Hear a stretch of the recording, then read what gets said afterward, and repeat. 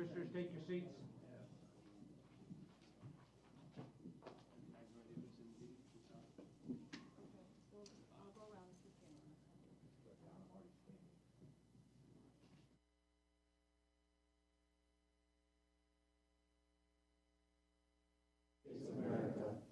To the republic for which it stands, one nation, under God, indivisible, with liberty and justice for all.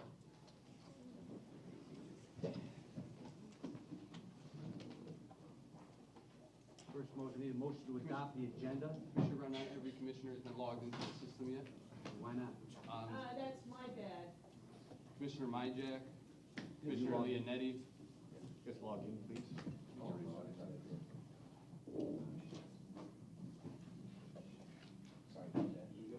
Sorry about that, Chairman. Chair. Thank you.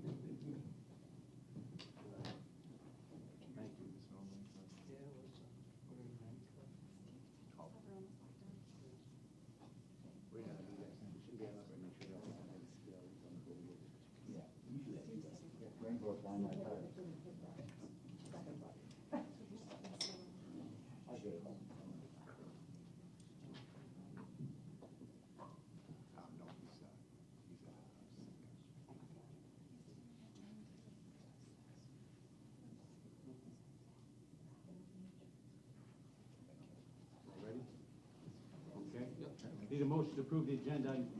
So moved. Moved by Commissioner Gillette. Support.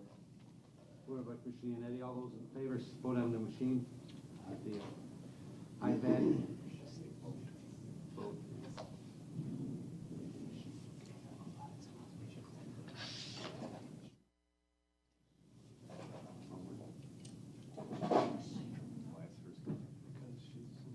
Okay. Motion passes. Thank you.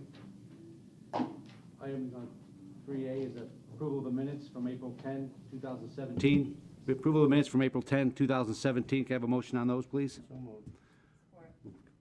Please vote on your machine, iPad.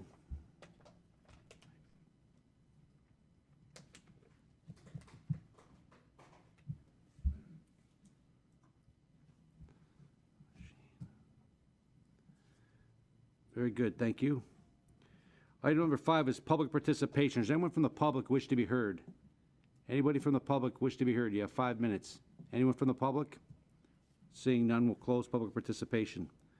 Item 6 is a presentation from Macomb Community College program update from Dr. Jacobs and Dr. Sawyer. The floor is yours, gentlemen. Thank you for coming in this afternoon. Appreciate it. Good to see you both. Thanks for having us.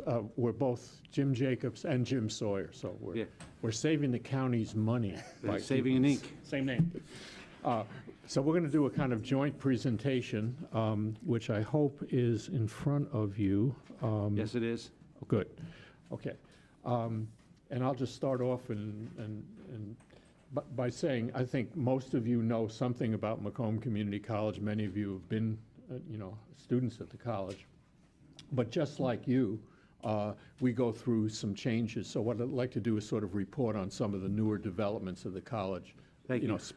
Specifically that deal with economic development. Commissioner, if we could hold all the questions to when they're done with their presentation, that would be a more orderly way to do it. At least I prefer it that way. So, thank you. Thank you, Mr. Brown. So just a quick overview of just the college as it stands now. We're the largest grantor of associate degrees in Michigan. We're the largest community college. We are also in the top 3% of the 1,200 community colleges in terms of giving associate's degrees. We have large numbers of students going to us as degree students, but we also have over 14,000 students who are coming for workforce development activities. So it's a major institution and I think plays a significant role in the county on a number of different levels. Just again, you get a sense of the size and the significance of another area that it has been increasingly important to the college, and that is, Pell Grant monies coming from the federal government. So we get about $29 million of federal money coming into to the institution, going to the students for, for their tuition. So that kind of gives you a broad overview of the college. One more point that I think is interesting to consider. Because we graduate large numbers of students, and because as a community college, the majority of our students go back into the community, we have about 160,000 alumni living within 20 miles of this building. They play a huge role in this county on many, many different levels. But I know we're here to talk a little bit about workforce development and economic development, so I'm going to turn it over to Jim. He's going to talk a little bit about some of our workforce programs. Thanks, Jim. Well, and of course, most of you are real familiar with our academic programs, our transformation, so we really thought focusing on workforce and economic development may be most beneficial. When we talk about workforce development, there's really different perspectives the college is trying to serve. Certainly what we're doing for the individual is giving them the training they need to get back in the workforce, to provide for their family, but we're also meeting that employer need, which is very important. They seek the college out to try to train their workforce of the future, and that's a job we take very seriously. But what people often lose sight of is the community impact of that and the community perspective, because having a trained workforce really makes us a desirable community and attracts employers to our region and keeps employers in our region. So we really try to take that multifaceted approach when we talk about workforce development. As Jim shared, we've been financially challenged over the last 10 years, just like any public entity. And one of the things we've been very assertive on is trying to seek alternative sources of revenue to promote our workforce training programs. So we've been very successful in procuring grants that have enabled us to train thousands of people to go back into employment. And we put those people into basically entry-level jobs, but we encourage them to come back to the college and continue education. And we've started to make some progress on seeing students actually do that. Our most recent grant, our Macomb grant, we've got a number of students who've started on our training programs. They'll go through a 12 or 20-week training program, but then they'll come back to the college and try to improve their skills and prepare themselves for higher level jobs. Frankly, the workforce work we've done for our citizens, for our residents, and for our employers, we couldn't have done on our own. These grants were really essential for us to be able to accomplish that mission. The other point I guess I wanted to make is one of the things that really sets us apart as far as community colleges is the equipment we have and the programs we offer. And we were able to tap into a grant from the state, Community College Skilled Trades Equipment Program, CSTEP it was called, and that really enables us to upgrade our equipment as well. And we've sunk, in addition to the $2.8 million, the college contributed $1 million. We've updated our equipment at our South Campus and our MTech facility. And the MTech facility is where we do a bulk of our workforce training, and we'd welcome you attending there. We'd love to show off that facility and let you see what we really do. As we talk about the MCRAM grant, that was our largest grant, and that's the one we're currently in the process of wrapping up. We've trained over 1,200 people. As you can see from the chart, we've exceeded all of our goals by a significant amount. Again, and the thing that's important to keep in perspective, these are people's lives. You know, it's not just about training somebody. It's about someone who's actually got a skill. When we talk about employment, we talk about incumbent workers who've improved themselves and are able to go back and get a better job. It really makes a difference for them and their family, and certainly for the community as well. You know, we've taken a very aggressive approach when we talk about workforce development. You know, we really value the partnerships we've developed over the years. We've created a very agile college in terms of reacting quickly to what their changing needs may be. It's very important that we listen to folks. You know, we're about serving what their needs are. So we spend a lot of time out in the community talking to different people and really setting our programs up so they meet whatever their particular needs are. You know, the reality is we can't necessarily train someone 100% for a particular employer, but we can get them to about the 80% level. Then the employer's got some responsibility because everybody does things a little bit differently. But our responsibility is to get those core skills and really prepare them for success. And one of the things that we've uncovered as we've gone forward is the importance of the wraparound skills, the employability skills that employers talk about, things like showing up for work on time, being able to work in teams, being able to communicate. Those are things we've integrated into each of our programs to really try to make sure we're reinforcing the importance of that for students. And we've seen great success from that. Probably one of the things we're most proud of is our willingness to experiment and innovate. And as we seek out those additional areas of funding, we really are willing to try different projects to see what's going to make a difference in the community and what's going to be successful. And with that, I'll turn it back to Jim to talk about some of those experiments. Yeah, thank you. As Jim just said, we are always evolving and looking for new opportunities both for our students and for the community. And one of the things which I think we can all agree that we're still in recovery from the 2008 great recession. And part of that recovery is going to mean the generation not just of a well-trained workforce, but the generation of economic activities, business opportunities, et cetera. So the college is taking a broad view on how we can play a role in helping to generate that kind of economic activity. Just want to point out a couple of areas that was sort of recently been engaged in. We work with a number of other community colleges in the United States in something called the Global Corporate College. What that's about is really trying to provide training expertise to large companies that may have multiple sites all over the country. We work in coordination with other community colleges. As part of that, we also did some training at the Detroit Metropolitan Airport for TSA, the TSA workforce. Another area that we, of course, focus on because it's absolutely critical to Macomb County has been, of course, the auto industry. So through a National Science Foundation grant, we have a Center for Advanced Automotive Technology. What does that center do? That center does develop new relationships in some of the evolving technologies of the auto industry, the lightweighting issues, the autonomous vehicle issues, the electric car. We have actually become a nationwide center for other community colleges to learn about those technologies, as well as help our own local businesses get involved in some of these technologies.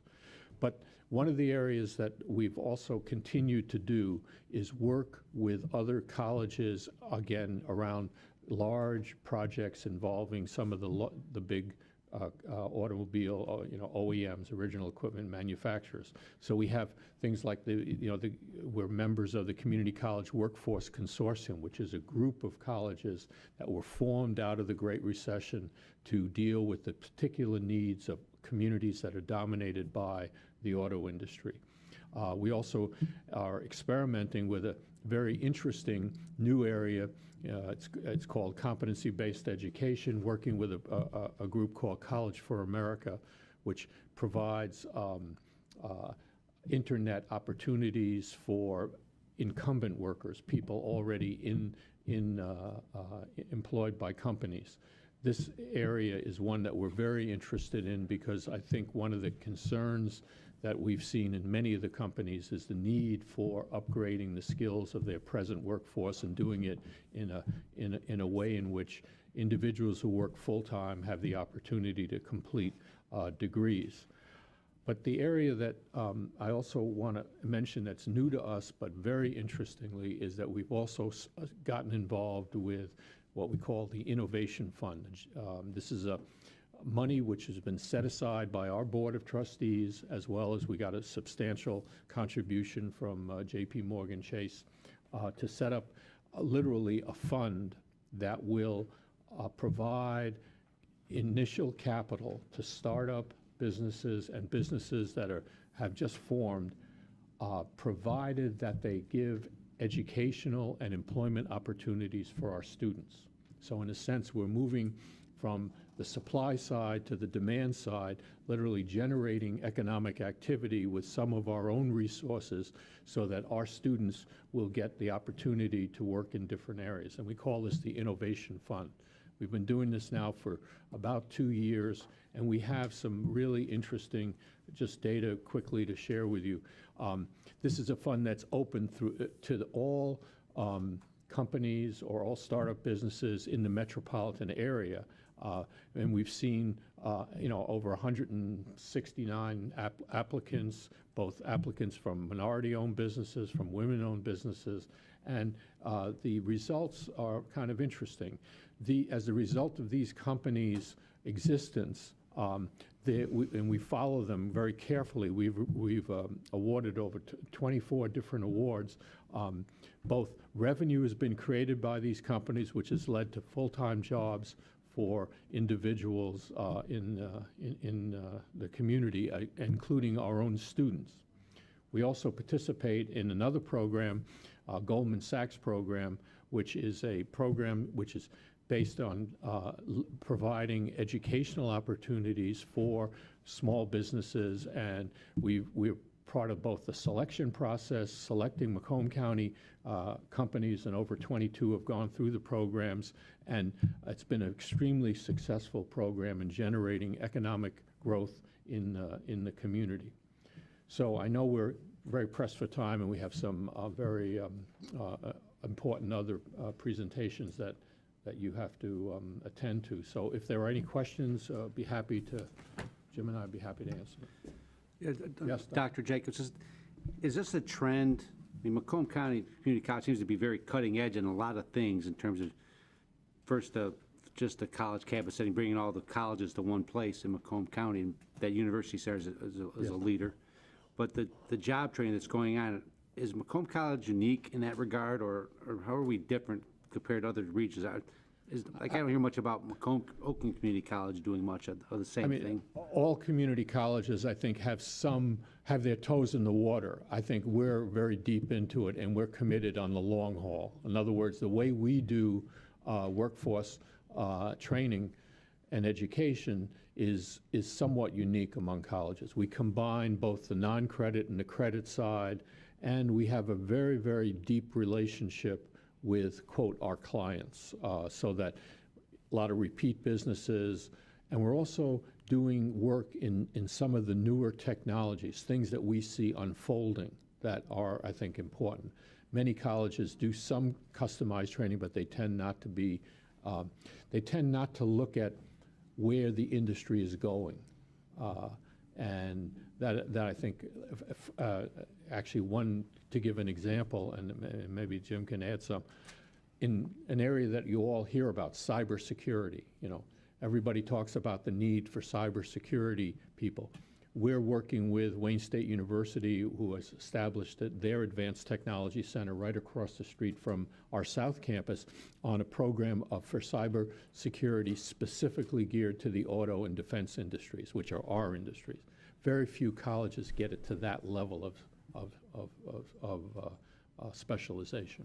One other point I'd like to make, Commissioner Brown, is I think the other thing that's the unique that we do is we're very plugged in with our organizational partners like the Macomb County Economic Planning and Development, Michigan Works, the Michigan Economic Development Council. I mean, our staff meet regularly with those folks. So we really make a joint effort as we're trying to meet employer needs. That varies greatly. And it's important that we work together because everyone brings something to the table to try to help satisfy those needs. And I think that collaboration we have is unique as I talk to my colleagues, certainly around the state. They don't have that same level of connection to their interagency areas. To that point, do you also collaborate with the Macomb ISD and the individual school districts around these employers? Yes, yeah, it's probably, I would say the collaboration with the ISD probably more focuses on the academic side and on the transfer side with our universities. But we do have certain programs that we do with the ISD that feed directly into employment. As part of early college, we started a program for designers. So those high school students can start an actual design program at the college and ultimately end up with employers like General Motors. So we are doing that as well. Yeah, we also have a work readiness program for high school kids in the summertime where they come and get ready for potential careers, and it really stresses those, cognitive skill issues, showing up on time, doing all these, and these are students who will go into some of our apprenticeship programs and other areas. So yeah, we work, and for those of you just on this issue of high school, this Friday evening, we're going to be graduating the largest number of students we've ever had at graduation in the evening. But before that, at 3 o'clock in the afternoon, we have a graduation at the intermediate school district. So the students who go to our early college graduate from high school at 3 o'clock in the afternoon and then get an associate's degree at 7 o'clock in the evening. It's a really very, and if any of you are interested in attending those, it's a very beautiful ceremony. Well, the demands for our employers are great, and we've been hearing a lot about the complaints, but it's nice to know our county seems to be on the cutting edge of many of these things, that we're ahead of the curve in many respects. The other communities are not, in terms of what's going on, innovation, trying to train the workers for tomorrow from the schools, public-private partnerships. They're abounding all over the place. It's really, and the college is right in the nest in all of those, seems to like. So I appreciate it. Any other speakers? Let's see. Question? Commissioner Leonetti, I'm sorry. Thank you, Mr. Chair. Hi, thanks for that very optimistic presentation. And I have a question, and it may be a naive question, but what about co-op? Is the curriculum have any co-op programs similar to, like, say, Kettering? I know a couple friends of mine have students that go to Kettering University, and they work 6 months, and then they go to school 6 months. How's Macomb fare with that? We do have internship programs. We don't necessarily follow a Kettering type of model because we don't integrate the co-ops into our programs per se. They're more or less optional. And that's really when you have to think about our students. You know, we've got 66% of our students are part-time, they've got jobs, they've got families. And if you integrate a co-op into the program, that just may not work for them. So we value the workplace education component. We certainly encourage students who can do that to do that. We've got an internship coordinator who handles that placement. So it's a service we offer, but it's not something we specifically integrate in our programs just because it would exclude so many from being able to pursue those programs. Understandable. And then with a follow-up on that, on the innovation fund, that seemed to me like if there's a startup business and they get these funds, then they are supposed to look to hire students. Is that correct? Yeah. What distinguishes this fund from a lot of the other startup funds is the first question we ask is, if you are awarded this money, what are you going to do for our students? And that's negotiated, and it's part of the contract that they have. Yeah, there are two levels to the fund. There is a level A award, which is a $25,000 award. The level B, which is a $100,000 award, is to be paid back in 3 years without interest. So, in both cases, the companies know right up front that if they're to get an award, they have to do something for our students. And we've had some incredible, interesting, both companies coming to us, but also some incredible opportunities for our students. Okay, thanks again. Really good presentation. Really appreciate it. Thank you, Mr. Chair. Thank you, Commissioner Leonetti. Commissioner Gillette. Thank you, Mr. Chair, and thank you, gentlemen, for the work you do at the college. It's very cost-effective, it sounds like, and real-world applicable. I had a couple quick questions also on the Innovative Fund to follow up on Commissioner Leonetti's questions. So this money that's provided to these startups, it's actually for the company itself to get the company off the ground? In the $25,000 level, yeah, usually these are really startups. I mean, that's really money to get them initially moving. On the $100,000 level, most of the time these are companies that have already existed, but they want to move to a higher level. So, you know, in other words, and I'll use a quick example. There was a company called Banza. Banza sells chickpeas, pasta. They had a product. That's a product grown in Michigan. They were marketing it, but they wanted to increase their market share and get it into places like Whole Foods and Myers, et cetera. So they already existed. And we gave them an award of $100,000, which they then hired 2 of our students to help with the marketing, et cetera. So it became but they came to us already existing. So it wasn't, so it's at both levels. The $25,000 award is usually for the startup. And what we've now seen is some of the startups coming back to us for another round. So is you explained previously that the $100,000 is a loan, essentially, correct? We can't use the word, it's an award, yeah, essentially, but we don't use that word because we're not a bank, and it's an award that they have to pay back, but not it's an interest-free award. Is it $25,000 also required to be repaid? No, we assume at that level that that's something that it's going to start the business up. So that one is not a payback. Okay, I'm just curious, why wouldn't they go to traditional sources, a bank loan and that sort of thing to start up? Normally, these are the kind of companies that cannot that don't have access to this capital. And that's exactly the purpose of the fund. In other words, that for all kinds of reasons, financial institutions have not been involved.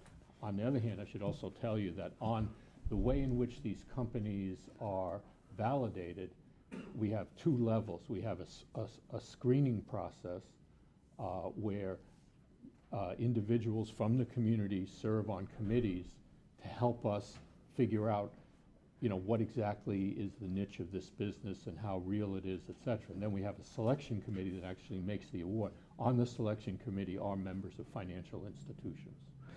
If I could just follow up, Mr. Chair,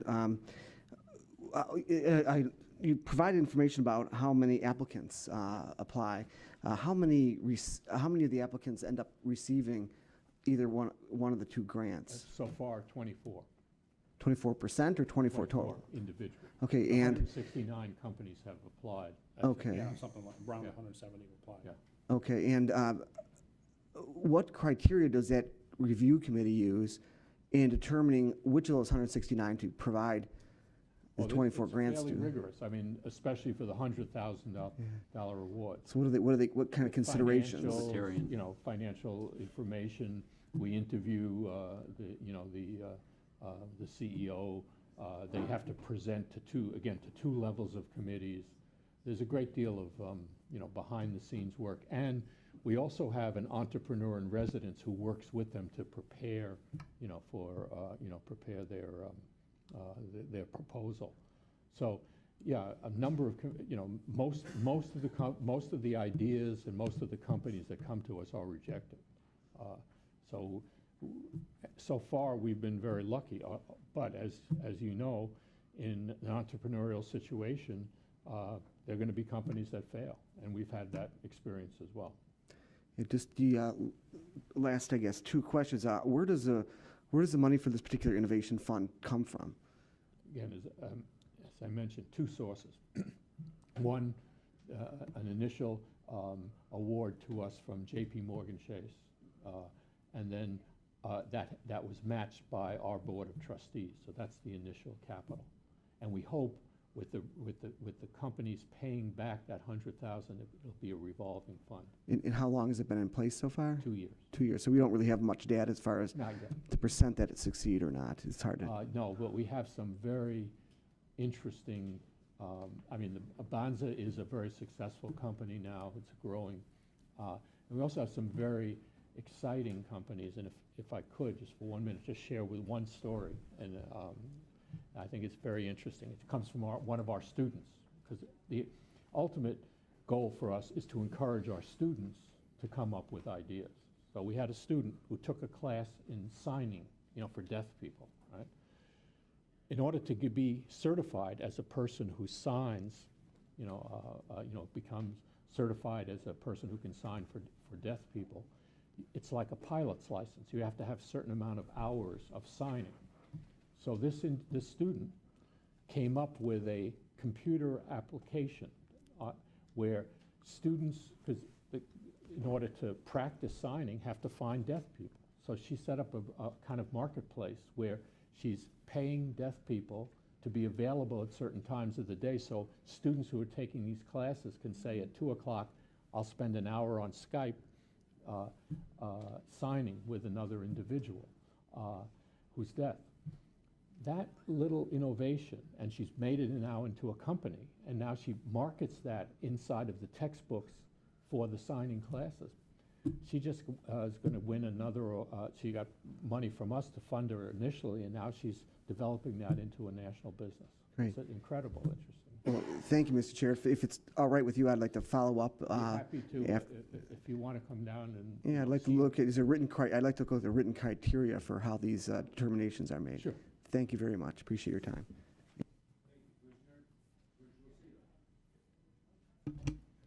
Hi, guys. I miss being with you over on the board. We had fun.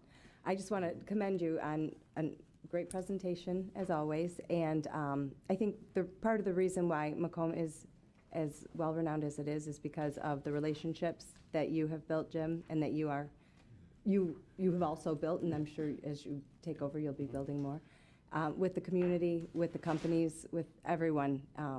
You're very well respected, and you handle situations really well. And Nicole back there, you too. Nicole's respected.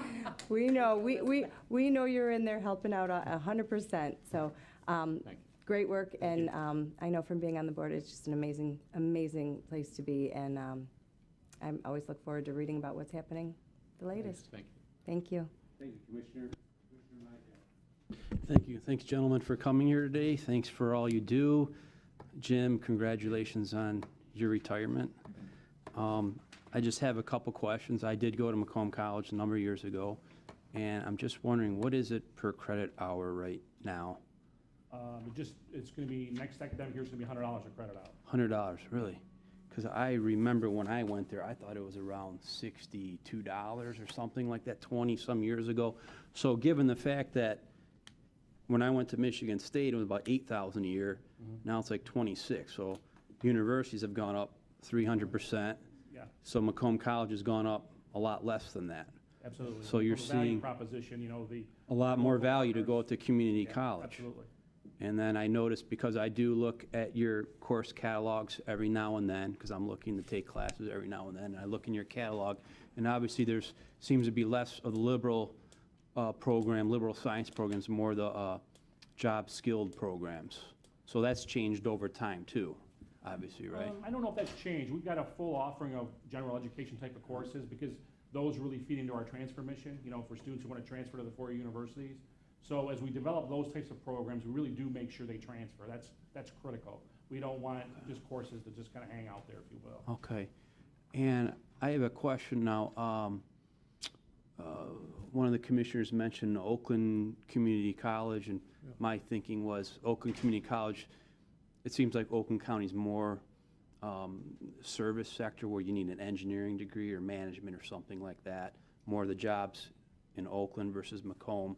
And it seems like Macomb Community College fits perfect to get a 2-year skill and work in manufacturing because of our proximity to manufacturing. Are there other community colleges around the country similar that fits the same mold as Macomb Community College?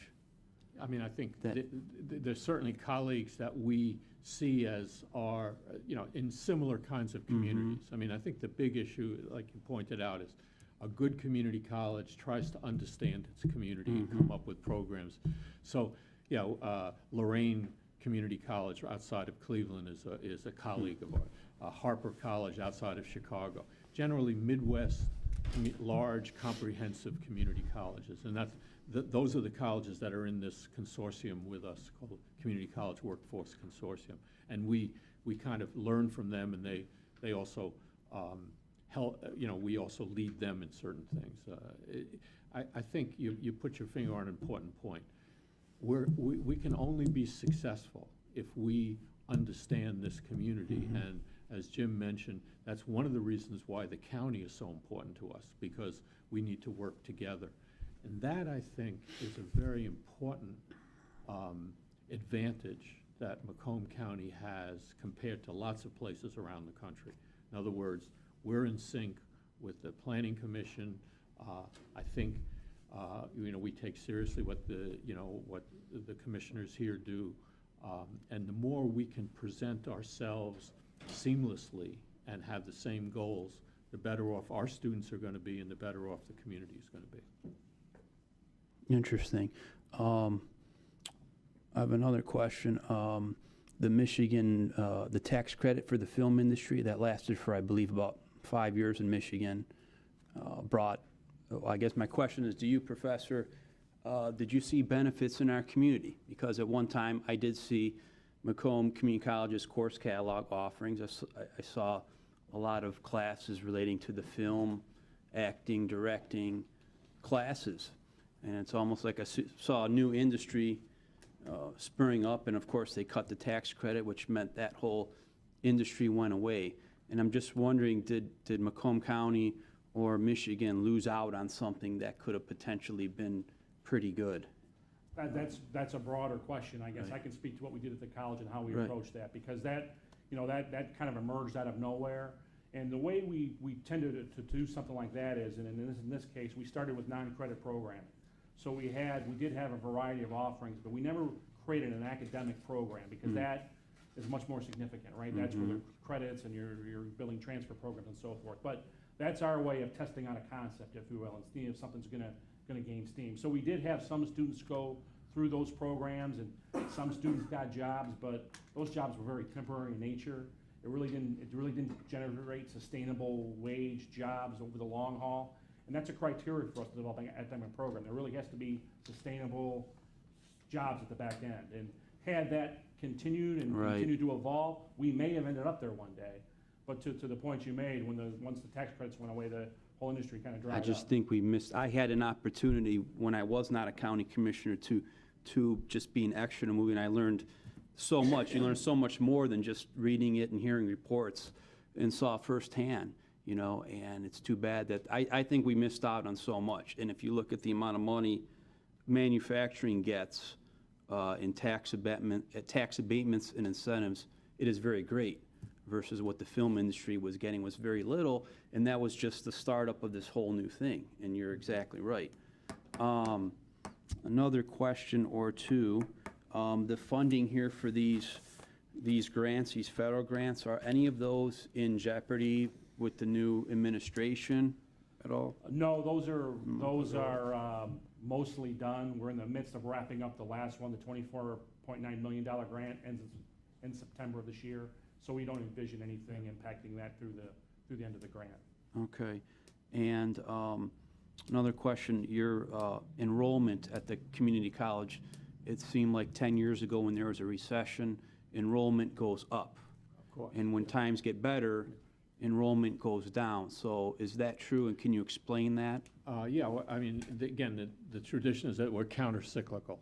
Anytime the economy dips, especially for adults, our adult population goes up. However, and it is true currently that since 2010, as the economy has picked up, the credit enrollment has declined somewhat. On the other hand, the workforce side, the non-credit side, has actually increased. We've increased at least 10 or 15% in areas like apprenticeship. So it's really, and that's one of the reasons why we tried to show in that first slide, while we have a certain amount of what we call credit students, we also have these workforce non-credit programs. We see that as essential to our future, not only as an institution, but to the county. The more we can get adults to come back to school, the better off they're going to be for the educational opportunities going to create jobs, the better off we are. So a lot of our students in the MCAM program that Jim showed the data for are non-credit students. What we hope to do is get them into some of the credit programs as well.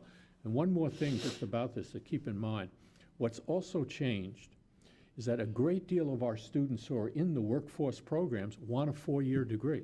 The kinds of job opportunities that currently exist in the auto industry are going to be technical and fairly skilled work, which is going to require sometimes more than 1 year of community colleges, more than an apprenticeship. A lot of our apprentices are also seeking, a degree so they can move on. And I think that's an encouraging sign, because I think the part of the auto industry that's going to be based in Southeast Michigan in general, but also in Macomb County specifically, is this will be the administrative and the technical hub of the industry. So we have to prepare people for those kinds of jobs.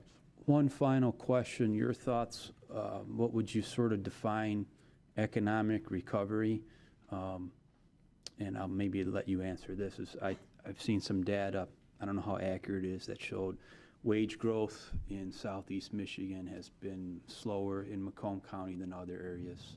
So I'm wondering if you can comment on that. Thank you, Chair. Well, I mean, I think the wages clearly are not growing as fast as one had anticipated. On the other hand, obviously, wages are higher here than in Wayne County, and then Oakland. Oakland County is a little bit higher than us. I think one of the things that I would look to, and this is not so much the wages and not even so much the question of unemployment, the question of labor force participation, which is at record lows in the United States in general. When we start to see recovery, we should see those labor force participation rates up. This is a county where people make their living by working, and when you don't see large numbers of adults out of the workforce, that's a problem. And it's a particular problem in certain parts of the country. Yeah. I just want to compliment you on the nursing program. It's gotten so big over the years. My grandson's in it now. He loves it. Congratulations. Thank you. Great. Thank you. Thank you. Any other speakers? Anybody else? Thank you for your presentation. We appreciate that. Continued support, and anything we can do to support you in your mission, let us know. We'll be there for you. Thank you. Appreciate it. Need a motion to receive and file the report. Moved by Commissioner Tocco, supported by Commissioner Sawyer. Please vote on your iPad, or just please vote.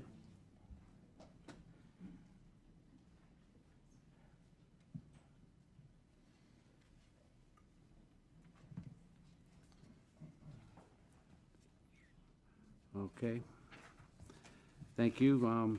Next item is 6B, Macomb County Reservations Monthly Progress Report.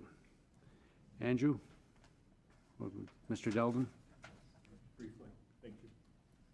Thank you, Chair Brown, and good afternoon, Commissioners. Before I turn the monthly construction progress report over to Andy Fountain from Plant Moran, out of courtesy, I wanted to come and just to address the board about today's recent developments that is related to construction, obviously, but I'm sure that all of you have been following some of the challenges that our office has had in getting a couple of the departments under the county clerk's office moved over to the Talmer building, as we've referred to it in the last few years.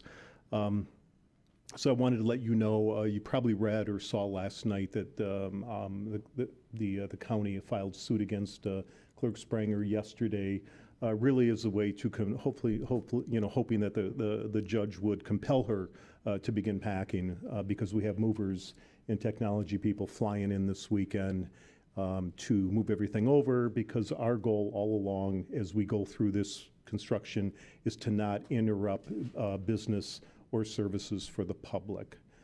So it's been challenging the last 3 or 4 months, certainly. We finally worked through that in, for the last 3.5 months. We have tried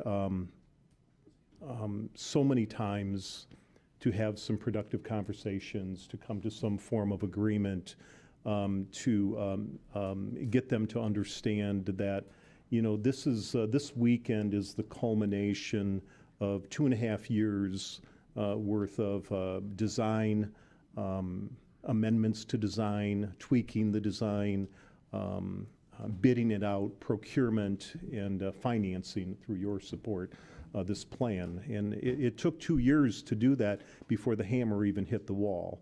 So the hammer hit the wall over there when HR moved out back in the fall. And part of her argument was, why didn't you just wait until the election in November? But, back up 24 months. That was 24 months to get to October 16. And that work is now completed. We have a certificate of occupancy from the city of Mount Clemens. We have the keys. All of the brand new furniture is in there, and it's like $1.4 million later. And we're ready to rock and roll over there. It's just beautiful, beautiful space. And I know that Board Chairman Smith was in the loop on this yesterday, and we thought we had an agreement yesterday, so we were in Judge Viviano's chambers yesterday, and she ordered the parties to walk over there now, which we did, and to try to resolve the differences. And the only difference that we had yesterday was she demanded some storage room modifications, which we immediately said that we could do. So she wanted us back in her chambers at 11 o'clock this morning, and we were there along with the Executive's Independent Counsel and Clerk Spranger's personal counsel. And to no surprise to us, the plan changed this morning, and storage was no longer an issue, that all of a sudden it was fine, it didn't need to be secure. And I say all of this with great respect, but it's just been a frustrating ride. There was just one issue remaining today which we resolved, and it was she wanted control over who sat where, the seating chart as she has referred to it, and we really had no problem with that.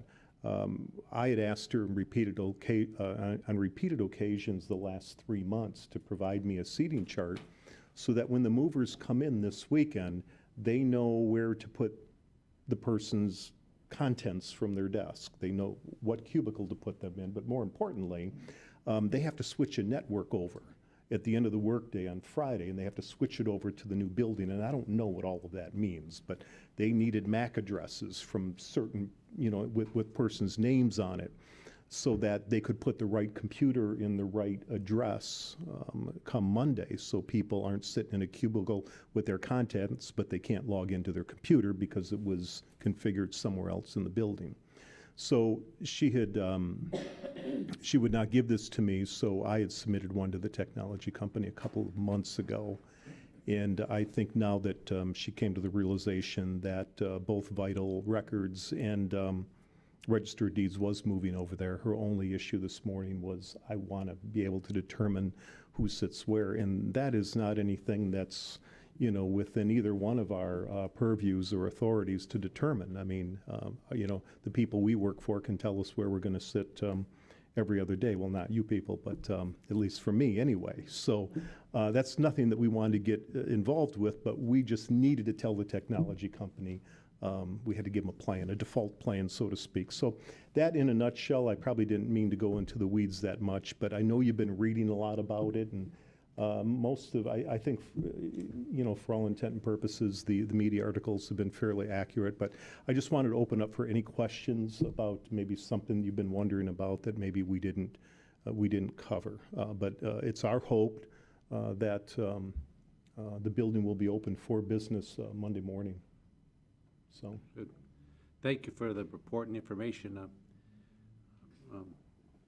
Anyone have any questions for Mr. Deldin? I don't see anybody. Thank you. I don't see any. There's nothing on here. Go ahead, Commissioner Kraft. Thank you, Mr. Chair. Mark, I just have one question for you. So if the move is not completed and we're not up and running on Monday, will the commissioners be notified that that's not the case, or what's the process for that? We expect, so the moving company that we hired, we even built in a contingency just in case we need them to pack up the contents of each worker's cubicle. We don't anticipate that we're going to have to use that, but everything will be moved into that building. Might there be a little bit of chaos? It will take some strong leadership to figure that out Monday morning, and it's not our authority to do that. So we're hoping, there's a lot of wonderful longtime workers that work in those two departments, and they know what needs to be done, and we're just hoping that they're allowed to continue to provide services to the public. But it's no different than if we move our own office or we move from one home to another. It's a little bit chaotic until you develop a routine and a pattern. So we will let you know, though, or you'll probably read about it first. Mr. Deldin, are you keeping a track of the financial expenses that they've had to rack up for these inconveniences? We really, we have kept any changes. So in any project, including when we renovated this floor, or even the 8th floor, there are always some changes that happen midway, and that's why you build contingencies into the project, because sometimes there's unforeseen conditions. So we're not really Plant Moran is keeping track of those types of changes, but we have not incurred any significant cost since the new county clerk has been here in office. We have incurred, however, some attorney fees, some litigation fees, and those have not been determined yet. All right, our focus has been getting them moved over there in a timely way. You can keep us up to date on those running totals as they grow. I'd appreciate it. Thank you. Okay. Anyone else on this subject matter? We got Victoria Kleinfeld. That's on the separate subject, though, right? Thank you. This wasn't on this subject matter, so I'll wait until the presentation, and it is Veronica. Yes. Mr. Smith, Chairman Smith. Thank you, Chair. Yeah, Mark, I just want to tell you, we appreciate as a board when you come up and give us this kind of information in person. It really is, it goes a long way to be able to ask a question or two about this situation, because obviously we're being asked about these things on a regular basis. And I also want to commend Deputy Executive Deldin on his ability to stay composed during these sometimes difficult proceedings that are going on, because it sometimes just makes you scratch your head on what's happening, and you're the ultimate professional in this, and I'll tell you, I appreciate it just on the county's behalf. Thanks. Well, like I told you yesterday, Chair Smith, I haven't been married 40 years by accident. Correct. Thanks. Are you drawing a comparison to, I hope not. I did not say that, so. I'm just saying, you never say anything about those things. Commissioner Tocco? Thank you, Mr. Chair. So did today's hearing result in an order? Yes, Commissioner Tocco, it was an order that was signed by the parties and Judge Viviano, who had the case. And we had asked the judge this morning that whatever agreement we arrive at, it was necessary for us to have it in an order so that, they couldn't change their mind the minute we walked out of the courthouse. So then if that order were violated, you would obviously seek assistance through the court's contempt powers? Is Yes. that what the plan is? And is there a plan for safeguards to put in place? Because it seems like there are daily shenanigans going on. So is there a plan in place to try and? Yeah, it's been like a moving target the last 4 months, again, with all due respect. So, we didn't know what today was going to bring, and certainly, as I had said yesterday to one of the media people, that I was cautiously optimistic that we had a plan, and when we got to the court this morning, it was a different plan. So I don't know what tomorrow brings, but I do believe in my mind that the move will occur on this weekend. Okay, thank you. Okay, thanks. All right. Anyone else on this subject matter?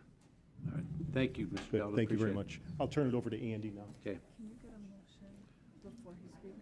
Why? It gives Mike more time to prompt this, he can vote right away. Good evening, Oh, or afternoon. no, before we get going, can we have a motion on this approvals ahead of time? Okay. Commissioner Majak, supported by Commissioner Kraft, okay? Okay, we're good. Okay. Okay, go ahead, Andy. Okay, thank you. Here today to give you an update on the progress of the campus renovation project. I'll start at the beginning. Feel free to interrupt me if you have any questions. So starting off with the Old County building, we are down to the last 1% of the punch list items. There's a few items right now that are out for that were on the punch list, but it was determined that they were added scope items. So they're out for pricing right now. We'll bring those back for review and consideration, and then proceed with them if they're approved. We also have the flooring down in the tunnel. That's scheduled for installation starting Friday and finishing up this Saturday. The sidewalk elevator project right now, that's currently it's in the design phase. There were some field conditions that were encountered, so they brought those items forward. We had a meeting with the elevator consultant, and that design will be made available in the coming weeks, and once that's available, we'll issue that for pricing and then review and approval. Any questions regarding Old County? In the Old County? I'm sorry, county building. Just complete the whole project. then we'll Yeah, ask some okay, questions. no All right, problem, please, no problem. work. Moving on to the Questions are taken. the admin building. We're currently renovating the 7th and 3rd floor. Both of those floors are slated to, there's a typo here, that both of those floors are slated to be complete in August of this year, 2017. We're in the 3rd floor, we've completed the demolition. The framing is about 50% complete, and we're beginning to do the mechanical, electrical, and plumbing rough-in at this time. And we also are working on the exterior planter out in the front of this building. We've removed the existing topsoil. Right now, the contractor is working on the waterproofing and restoration of the planter and then they'll bring in new topsoil and install that, and then that'll be turned back over to the county. On the 7th floor, we recently added LED lighting to the project, so we're in review and approval on that. We're waiting for the LED fixtures to be furnished, and then we'll proceed with the installation. One last project that's ongoing here at the admin building is the card reader installation, which was recently approved. That's currently being installed as we speak. As Mr. Deldin just touched on, the Talmer building is complete. We have a certificate of occupancy. We're scheduled to move both vital records and register of deeds into that building this weekend. The moving is scheduled to start Friday at 4:30 with some of the technology contractors that'll be on site, and then we'll follow up with the balance of the technology items and contents on Saturday. And we have Sunday kind of slated as a backup in case we weren't able to finish on Saturday. Circuit Court, currently we're working on the 6th floor. We're in construction on the 6th floor, and the north half of the 1st floor, which will be the new jury room. We're on the 6th floor. We have the drywalls completed. We are working on installing the smoke dampers for the 6th floor at this time. And the door and frame installation is set to begin in the next week or so as soon as the material is on site.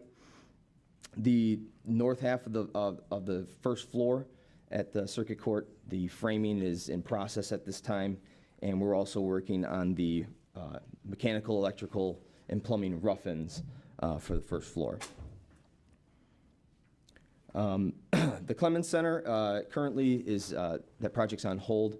We're going to revisit that as we reach the end of the program here, and then we'll consider whether or not what that scope for that project will look like based on what the remaining funding for the project, what's available.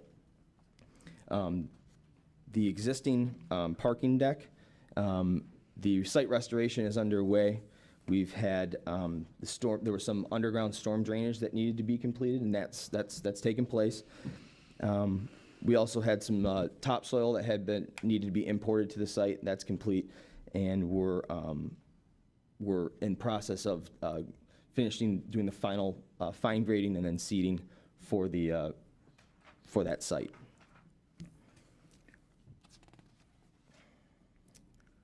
That concludes my update on the open projects at this time. Okay. If there's any questions. I have a question. The Circuit Court, you had 154 requests for information, RFIs. Yes. What are they asking for? What type of requests, where do these requests come from? So the RFIs result in for many different reasons throughout the project. Some of them result as discrepancies between what's actually exists in the field and what's on the drawings. Sometimes you have all sorts of different conditions that... So these are from the contractors? It can be from the contractors that come to the construction manager. Sometimes the construction manager, through their review as they're out in the field and looking at the conditions as they're opening up the walls, they find conditions that may not have been indicated on the plan, so they have to make requests to the architect for clarification, so that way they can design to the criteria or the intent that the architect had when they created the design. So those types of reasons, or there's multiple reasons for RFIs, but they're all to clarify issues that result as when you're working through the construction project. Hope that. All right. Okay. Thank you. Yep. Commissioner Kleinfeld. Thank you, Chair. So under the section where you have critique and it says there have been so many addendums and so many bulletins issued, what are you referring to with addendums versus bulletins? Or? Oh, okay. Addendums typically would be issued prior to the bid. However, sometimes they can be issued after the bid. They call them a post-bid addendum. But essentially, it's information that provides clarification to the design, to the scope of the project, and that would ultimately impact how the subcontractor or contractor would provide pricing for the project. And bulletins would typically be items that result as after the contract's been awarded. These would be design clarifications or potentially additional items that may be requested above and beyond what was included in the original design or scope of work. Okay. That gets to the question that I've actually been asking, I think, for 7 or 8 months now. Okay. I do see your summary of contingency expenditures. Okay. Does this summary of contingency expenditures include both the unanticipated but not asked for, like you tear down a wall and there's pigeon mess that you have to, and the extra things that have been asked since the project was created? Are they both in this document? So the contingency expenditure spreadsheet that you have represents items that would have been resulting as either field conditions or anything throughout the project. As far as additional scope or things that were added to the project, those items are not included in this list. Okay, and that's the thing So that I've been asking for, and I started asking for it, I believe it was in October, and somebody said something about, well, it's not the end of the year, and I thought, well, I can wait till the end of 2016 to get 2016's list. Okay. And we're now in May of 2017.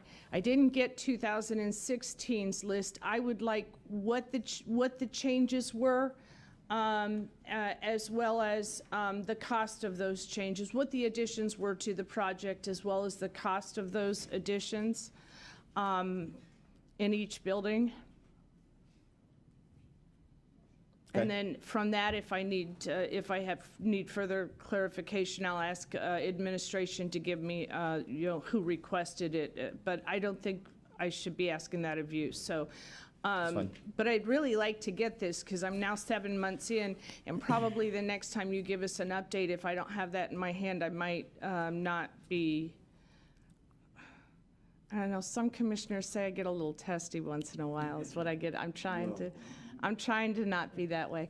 So anyway, but I might be a little bit more forceful than I am being today. Point taken. I'll get it for you. Thank you. No problem. Thank you, Chair. Well, she's heard that before, though. You know what? And she hasn't had it.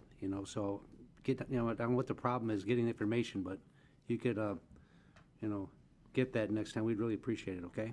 Not a problem. Thank you, Commissioner Smith. Thanks, Mr. Chair. You said something about a sidewalk elevator, and for some reason that doesn't sound a bit familiar to me, so I'm just wondering what that is and where that's going. And okay. This is for the there's a existing elevator that goes from the street level down to the lower level. It's to facilitate deliveries, and this is to, I believe, replace that current elevator. Okay, makes sense. I've just never heard about it. Sure. So I know everybody else I can get was you some really more concerned details about on it when if that you- was going to be Sure. in place. Yep. But also, I did have the opportunity to walk through the Talmer building in the new clerk space for Register of Deeds and Vital Records, and it's beautiful in there. Really looks nice. Great. Thanks. That's No it. problem. I just want to know about that. Thank you, Chair Smith. Commissioner Toko. Thank you, Mr. Chair. At the last meeting, I raised an issue regarding a situation at the front of the court where spectator seating was installed in each referee's courtroom. Okay. And then all of a sudden that spectator seating was gone. And I asked the question of the staff, well, where's the seating? And they said it didn't comply with the ADA, so we had to tear it out. So at the last meeting, my question was, who bears the cost of that? What is the cost of that? And are there other circumstances around the county that there are similar situations where something's been put in and then it has to be taken out? I know that initially our desks here were a little bit higher and then they were cut down and things were changed. Is there a lot of that going on? And I asked this at the last meeting and was told we'd have it for this meeting. Okay, and I apologize, I was not at the last meeting, and I this didn't make it to me, but I will go back and I can get you the information regarding the cost of what this is.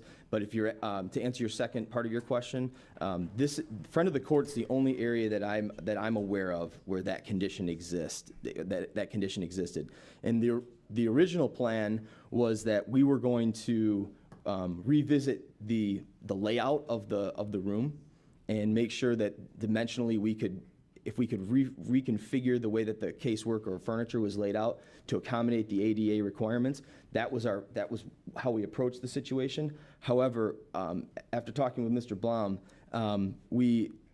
his preference was to have the benches removed and loose furniture or loose seating provided because they have varying levels of, I guess, spectators that attend these hearings, and they preferred that we'd have chairs that they could move around in lieu of the benches. So, and by doing that, we were able to satisfy the ADA requirements by removing the benches because we essentially eliminated the pinch point that existed.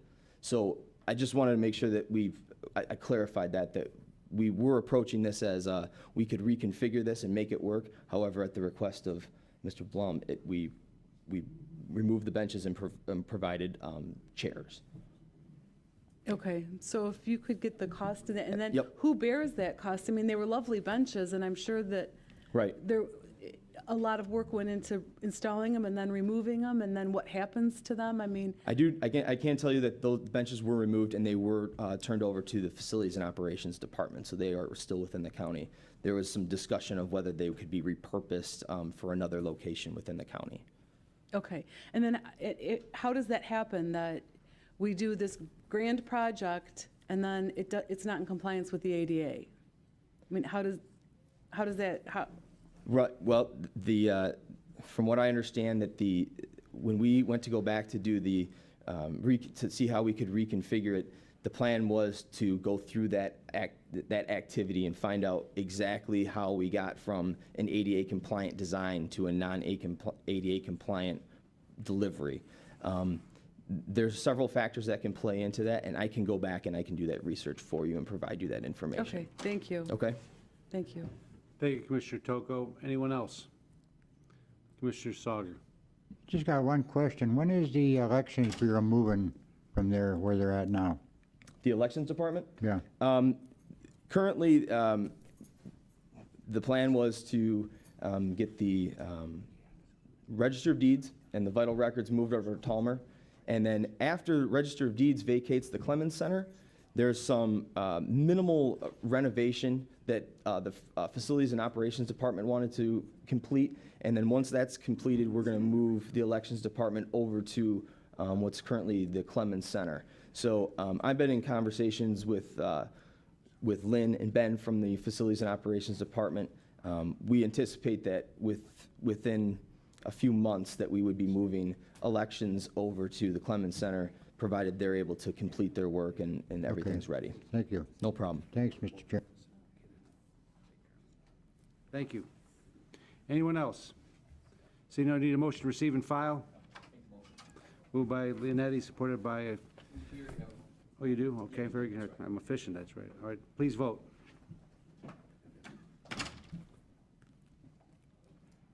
Thank you for your time. Look forward to hearing from you next month. Okay, thank you. Thank you. Next item, I'm going to move up, without objection, Byron Santo up on the agenda so he could do his presentation before the head of them. So. Yeah. 7B and 7C will come up, please. And so. Good afternoon, Commissioners. Before you have a cost share agreement for approval for a resurfacing project on 12 Mile Road in City of Warren between Mound and Van Dyke. Cost share agreement would be 50-50 split between Department of Roads and the City of Warren. The estimated total cost is $3,135,600. So request approval for that cost share agreement. Need a motion to approve? Motion by Kleinfeld, supported by Sawyer. Any questions? Just one. Commissioner Toko? When is this work scheduled to begin and end? I believe this should start sometime probably in June and it would complete probably within a couple, 2.5 months after that. Okay, thank you. You're welcome. Thank you, Commissioner Togo. Anybody else? Okay, motion's been made and supported. I need a motion. Everyone please vote.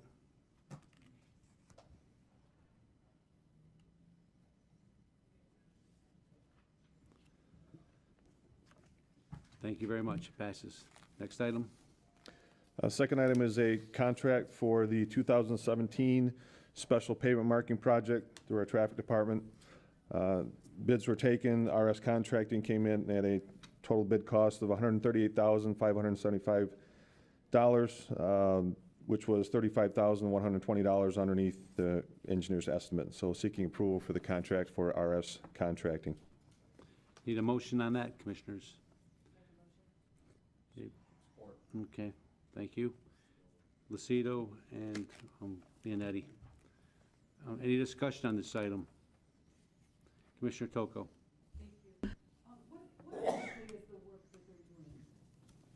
We have two separate programs. One is a longitudinal marking program, which is the long lines, the solid whites and the skips and stuff like that. Special markings are like crosswalks, stop bars, arrows and onlys that we touch up throughout the intersections and anywhere that's needed. Where is that work going to be done? All about the county? All throughout the county in various areas, yes. Okay, thank you. You're welcome. Any other questions? Okay, thank you. Please vote.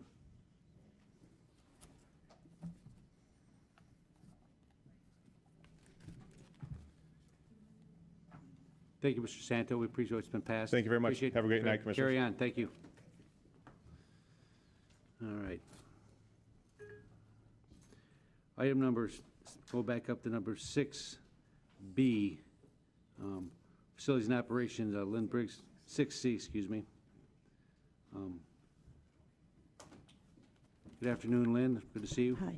I quickly introduced myself to the new commissioners. I didn't get a chance to reintroduce myself to Commissioner Drulette.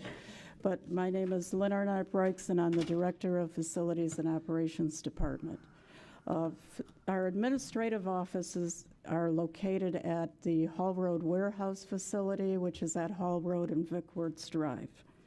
Facilities and Operations is responsible for the operations and maintenance of all the county-owned facilities. We bear the expense for building repair and maintenance, equipment repair and maintenance, grounds care and maintenance, and also utility costs. We currently, our staffing level for 2017 is 95 full-time employees and 1 part-time employee.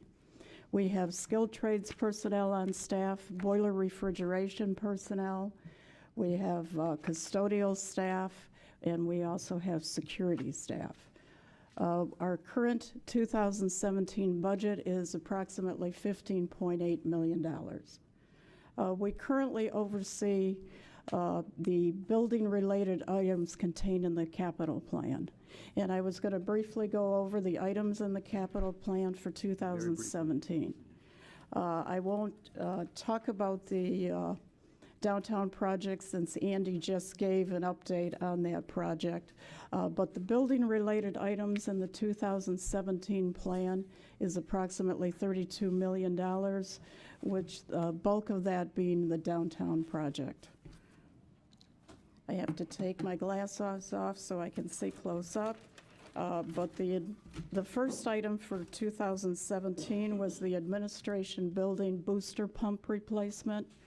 The booster pump actually increases the pressure for the domestic water.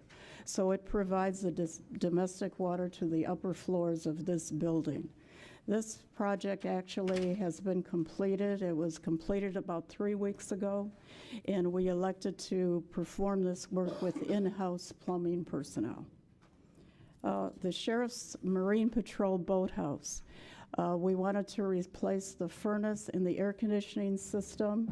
It is an old system, and it's closer to a residential type system, and we wanted to replace it with a commercial system. No activity to date has been done on this project. We also have the Hall Road gas main replacement. It's probably a terrible heading for this project. There was a lot more involved with this. But the state requirements where you are warehousing food products, you had to maintain certain temperature levels in the building. So we had to replace 2 old rooftop units and to provide heating and cooling. That required us to enlarge the natural gas line. That project has been completed. And on a side note, the Community Action Department also received a grant to enlarge their food capacity of the coolers and freezers. So it made sense to package that project together for bidding purposes. And that would enable them to actually take in larger quantities of food. The project is actually complete, and it is a great improvement to the facility.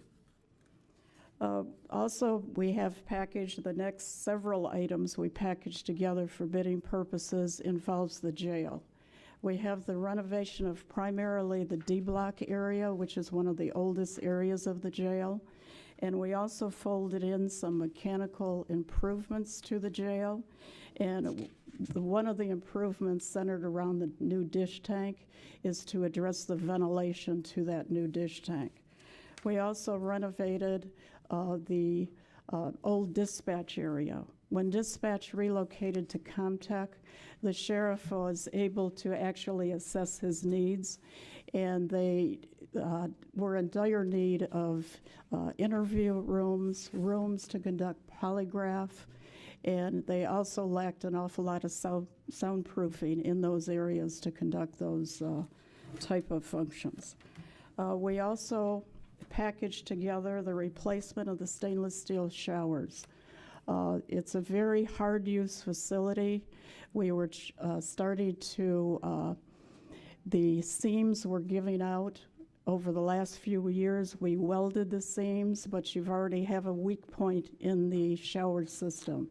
So the project also includes the replacement of approximately 56 stainless steel showers. That project is probably in the neighborhood of 40 to 42% complete. The next item is the jail camera replacement and intercom. The cameras, they standardized the cameras to a DataNet product, and they will be doing that project very shortly. The intercom system we are actually packaging with the lighting under energy conservation. It sounds funny to package those two together, but the light fixtures is also where the intercom system is in each cell. So we needed to do that project together. We are probably about 3 weeks out from going out for bids on that project.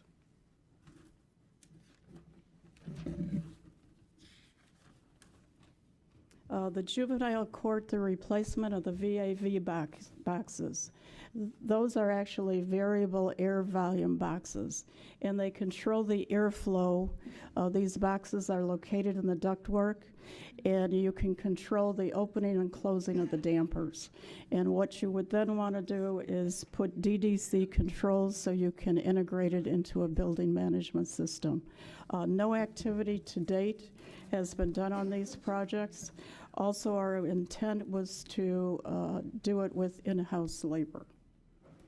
The medical examiner's office, that started as a safety and security issue. Over the last several years, they had very high-profile emotional cases, and they wanted a secure environment where they could transport bodies into the facility. Currently, the transport vehicle goes to the back of the facility, but is actually in plain view. And they had emotional family members, obviously, that were highly emotional and were trying to enter the facility. So from there was discussion that you could actually, in some cases, when you have traffic accidents, and instead of trying to get the body out of the vehicle in plain view, you could actually transport the entire vehicle to the secured location. The police agencies involved, if there's an investigation, could then perform this investigation right at the facility, and they would have secured evidence areas. That project, we have a schematic design, which means we have a concept, we have a basic floor plan. We have not commenced the construction document phase at this time. The Mount Clemens HVAC system replacement, that is a very old system. It requires a lot of maintenance. We definitely needed to replace the system, but it was a consensus between the health department and our office. In order to realistically do this project, they need to vacate the facility, and we didn't want to spend money on rent. So we're waiting for certain portions of the downtown projects to be complete so we can relocate the health department temporarily at most likely the juvenile court facility. And then we don't have to worry about the expense of IT since the drops are already in the facility. This project, we also have schematic design. We have not gone any further into the construction document phase. Before we would ever start the construction documents, we'd revisit the project just to make sure there hasn't been any operational changes within the facility. Excuse me, Lynn. The rest of these projects are conceptual. They're not haven't been brought forward yet. These are what years down the road will these projects be coming up? I'm just addressing the ones that were listed in the 2017 column. So these are all due for this year. Yes. Okay, thank you. Well, the Verkulen building, that's also the VAV boxes. We have not done anything further to date on that project. The underground electrical, we completed the powerhouse project, and a part of the project was the testing of the primary feeders coming out of the powerhouse and the switchgear. And that would enable us to have an orderly plan of phased-in replacement of the underground lines. We are in phase 1 of the preliminary design, and probably more towards the fall, we would commence that project. The building management system, as we get a new equipment that is more energy efficient, we tie it into the building management system so that we can do a lot of the controls remotely rather than having the boiler refrigeration people having to drive out, make adjustments. They can do it remotely from the computer. We installed the controls on the first floor of the Talmer building. As the ceiling was ripped out, that was the time to do that project. We also have the elevator replacement and upgrades. We have targeted the replacement or upgrade of the judges' cars in the court building.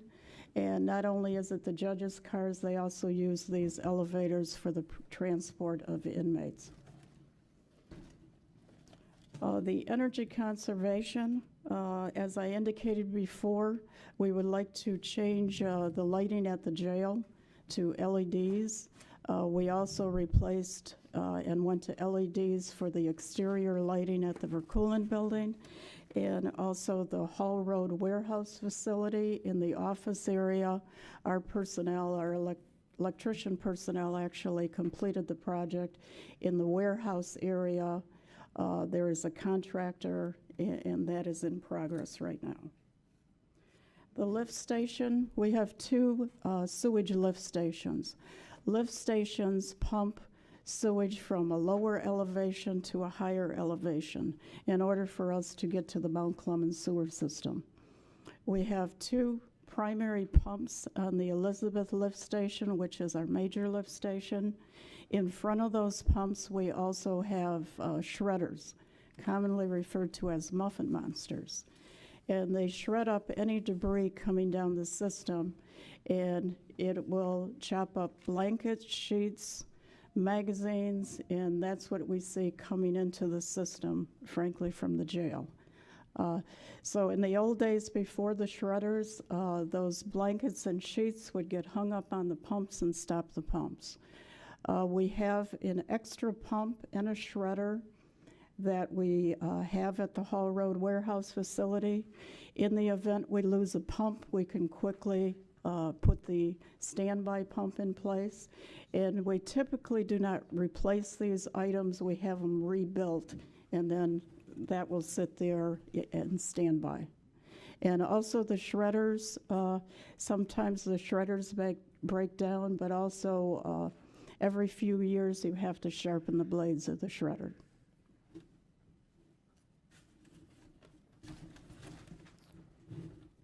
We're at the carpet replacement program.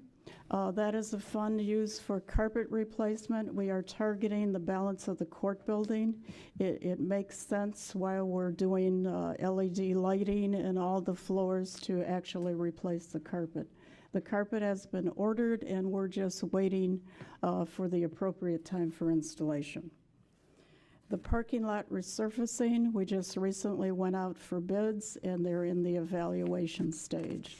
We usually do the inspection after the winter months and then go out for bids, because that's when you see most of the damage to whether it's a sidewalk or parking surfaces. You also get problems with catch basins. So we are focusing on Verkulen Building, Clemens Center, Romeo, and Animal Shelter. Also the roofing.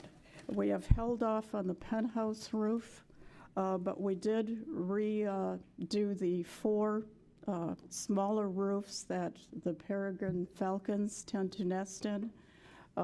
Those were in need of replacement, and we did that just recently. The tuck pointing is a fund that is used to address any building envelope water intrusion issues. We have an issue at Hall Road that we are going to be addressing, and also there is a small portion at the jail. Hazardous materials abatement. This is a fund that I don't think we're ever going to be have a time frame where we're not going to run into asbestos or lead paint. So we use this fund as areas are renovated or the mechanical personnel make repairs. You will come up and find asbestos-containing materials. Before a renovation is conducted, they will do testing on asbestos-containing materials or materials that are suspected to be asbestos. And based on the report, then the removal of these items is commenced. We did that with the county building. We currently did that with the court building before they started that renovation. We had some popcorn-type ceiling that was tested hot for asbestos. In the county building, what it surprised us a little was the caulking around the windows tested positive for asbestos. But it is, you go under containment and it's properly removed. We have a mechanical, electrical, and underground contingency fund. All the buildings at the service center, we own all the underground sewer lines, water lines, electrical lines. So that is a fund in the event that we have a water main break, a sanitary break. We use this fund first to explore where the break occurs.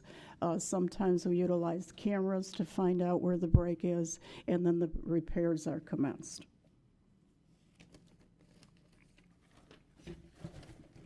Fortunately, we have touched very little of that fund to date. And also we have a miscellaneous remodeling fund. Oftentimes, departments will approach us and indicate they want to revise the way they operate, they want to do it more efficiently, and sometimes it involves some renovations. Maybe they wanted a counter extended, maybe they need to create 2 more offices where there used to be conference rooms. Generally speaking, the department does not have a budget for that. So we will attempt to utilize that budget for that purpose. Or if we find that you open up something and it needs replacing, we will often utilize that budget. Some years I touch very little of that budget. Other years I will spend quite a bit. So I don't know if there's any questions. Commissioner Kleinfeld. Thank you. On some of these, you have in parentheses new. Yes. Are those things that have been added since the last time we saw the list, or what does that represent? This is actually from the 2016. So it's the same list we Document. saw Yes. the last time? Yes, that's correct. So what's the reason for where it says new? Apparently, it's my understanding that the board wanted new projects to be identified. Oh, okay. Well, I guess since we have a list of repair and replacement, and then we have a list of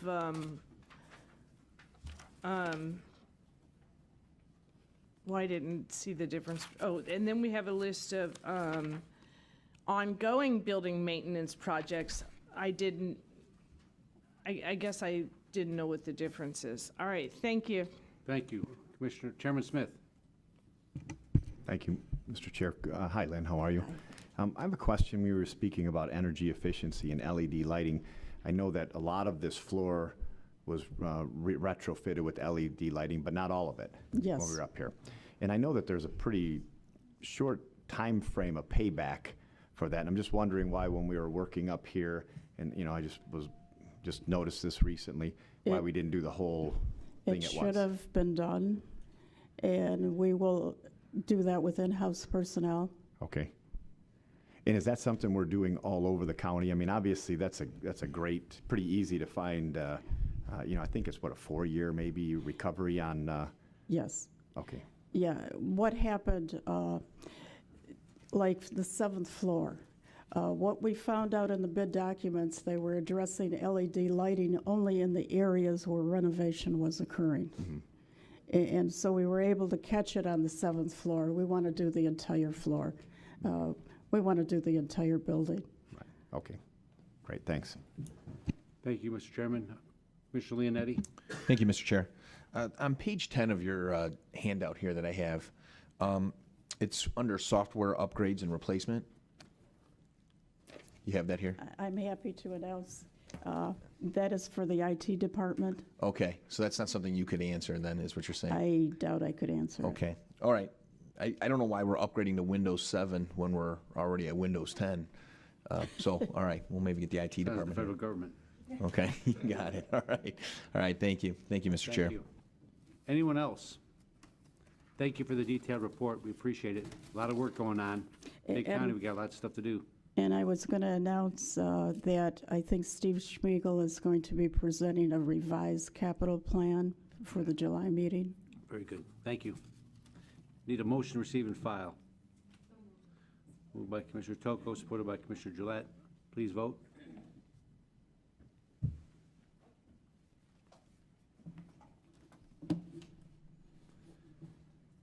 Thank you. Next item is the Plan and Economic Development Overview. Our Director, John Paul Rios here. Welcome. Thank you. Appreciate it, Commissioner Brown. Yes, top of the evening, Commissioners, as we transition into the later portions of the day. Want to first off thank you all for the opportunity to present this afternoon. My name is John Paul Rea. I am the Director of the Macomb County Department of Planning and Economic Development. With me here today, too, are a number of our key director and managerial personnel. I have our Deputy Director, Vicki Rad, over here. Mr. James Ahi, who is our Program Manager of Economic Development. Gerry Santoro, who is our Program Manager of Land and Water Resources, and Maria Zardes, who is our Program Manager of Communications and Outreach. And the person who frankly runs the entire department, Jennifer Belch, our Chief Administrator, is here too. More than anything, we wanted to take a few minutes of your time this evening. I have provided a PowerPoint presentation, which is in your packet. I'm going to try to set a new land speed record to get through this as expeditiously as possible, understanding that we're getting close here on time. But more than anything, just to provide you with a comprehensive overview of some of the proficiencies of our department, a number of emerging initiatives, and actually provide you all with some hard data and analytics as to what is the science of what we're building and planning in economic development, and how are you getting the best return on investment with the staff and resources that we're deploying in the field. The main thing that I want to highlight specifically about the department is what we facilitate as far as Enhancing not only the overall quality of life, but improving opportunities for economic investment is really focused on 4 key program areas: economic development, planning and mapping services, land and water resources, and communications and outreach. Quickly, with our economic development team, which is facilitated and managed by both Vicki and Jim, what we're looking at is 3 main areas of focus with business interaction. It's about retention, expansion, and attraction. Ultimately, we meet with companies all around Macomb County, with 18,000 companies located here in Macomb County, with a workforce of 433,000 individuals. We are continually focused on not only engaging those in manufacturing and production, also emerging industries and sectors, whether it be advanced mobility, robotics, automation, and IT and cybersecurity. Beyond that, too, we are looking at a number of different elements in workforce.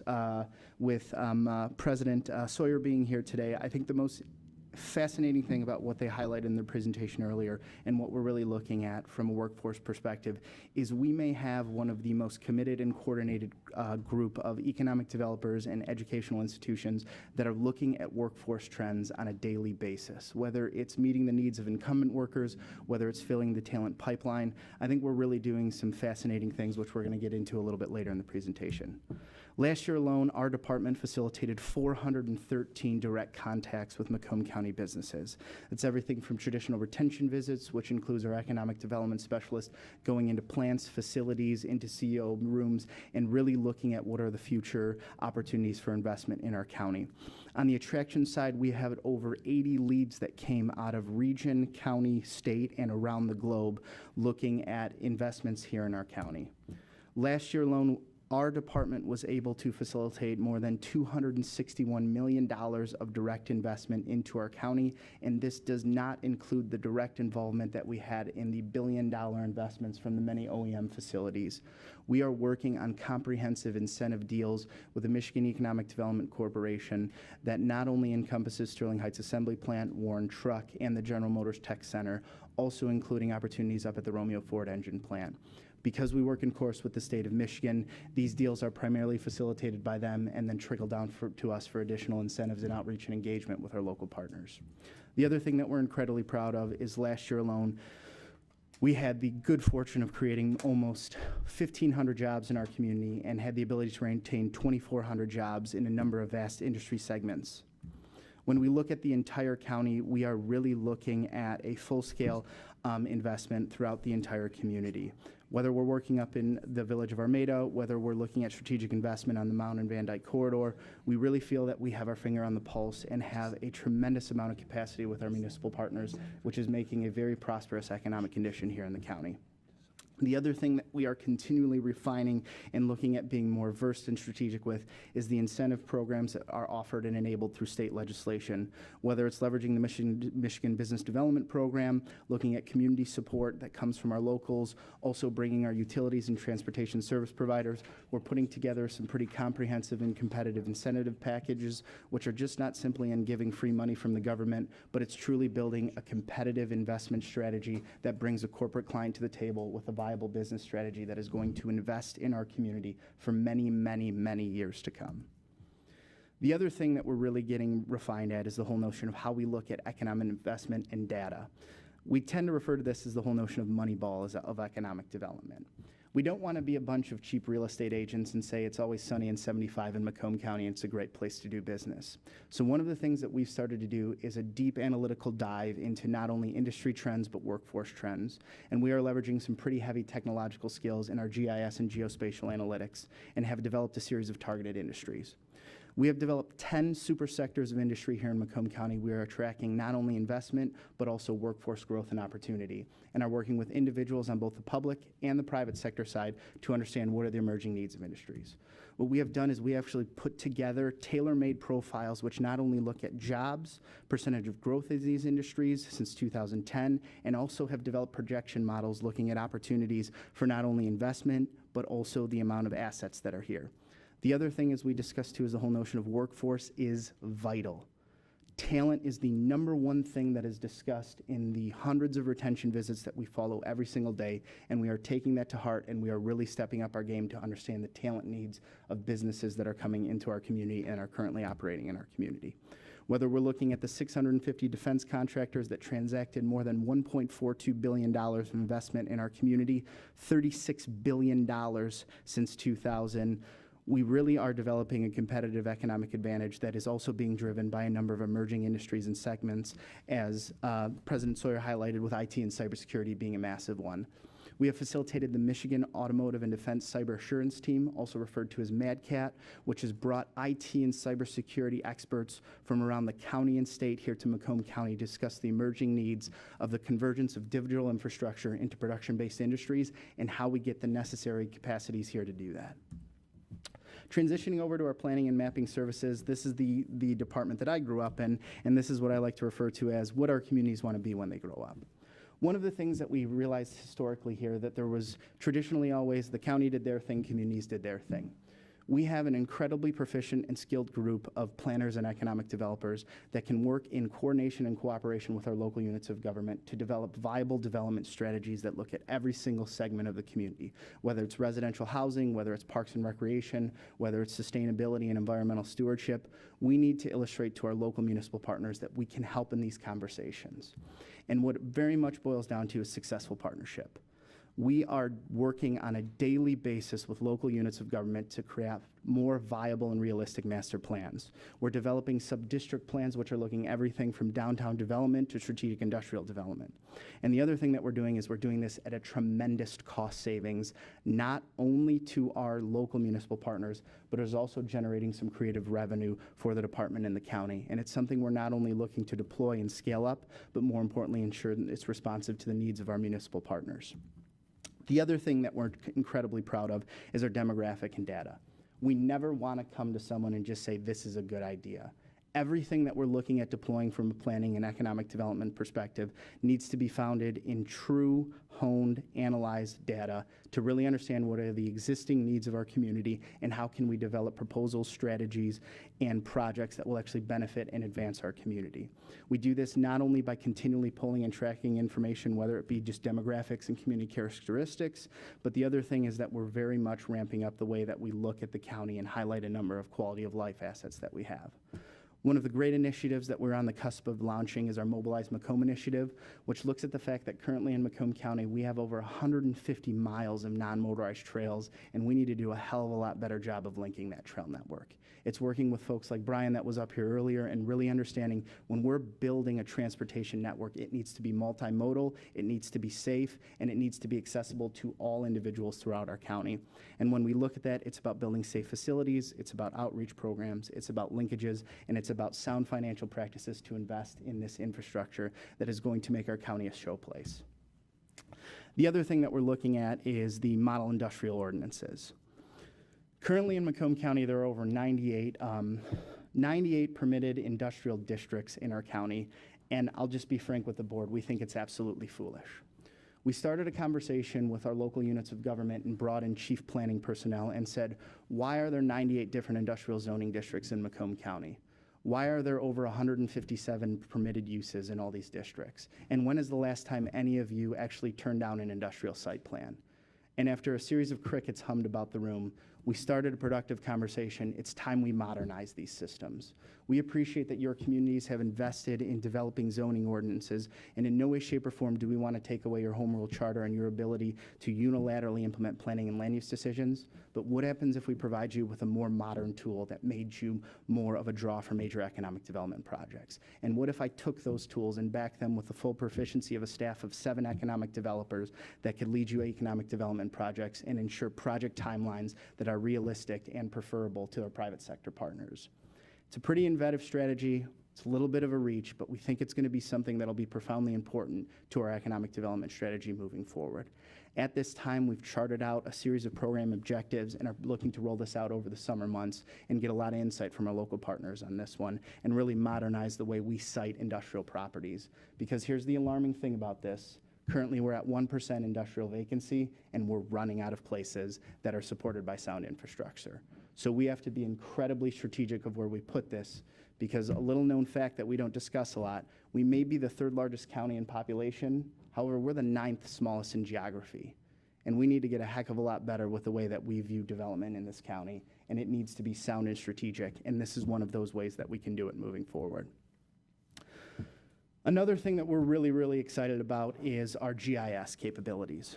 For over a decade, this board has provided our department with the necessary resources to invest in a geographic information system.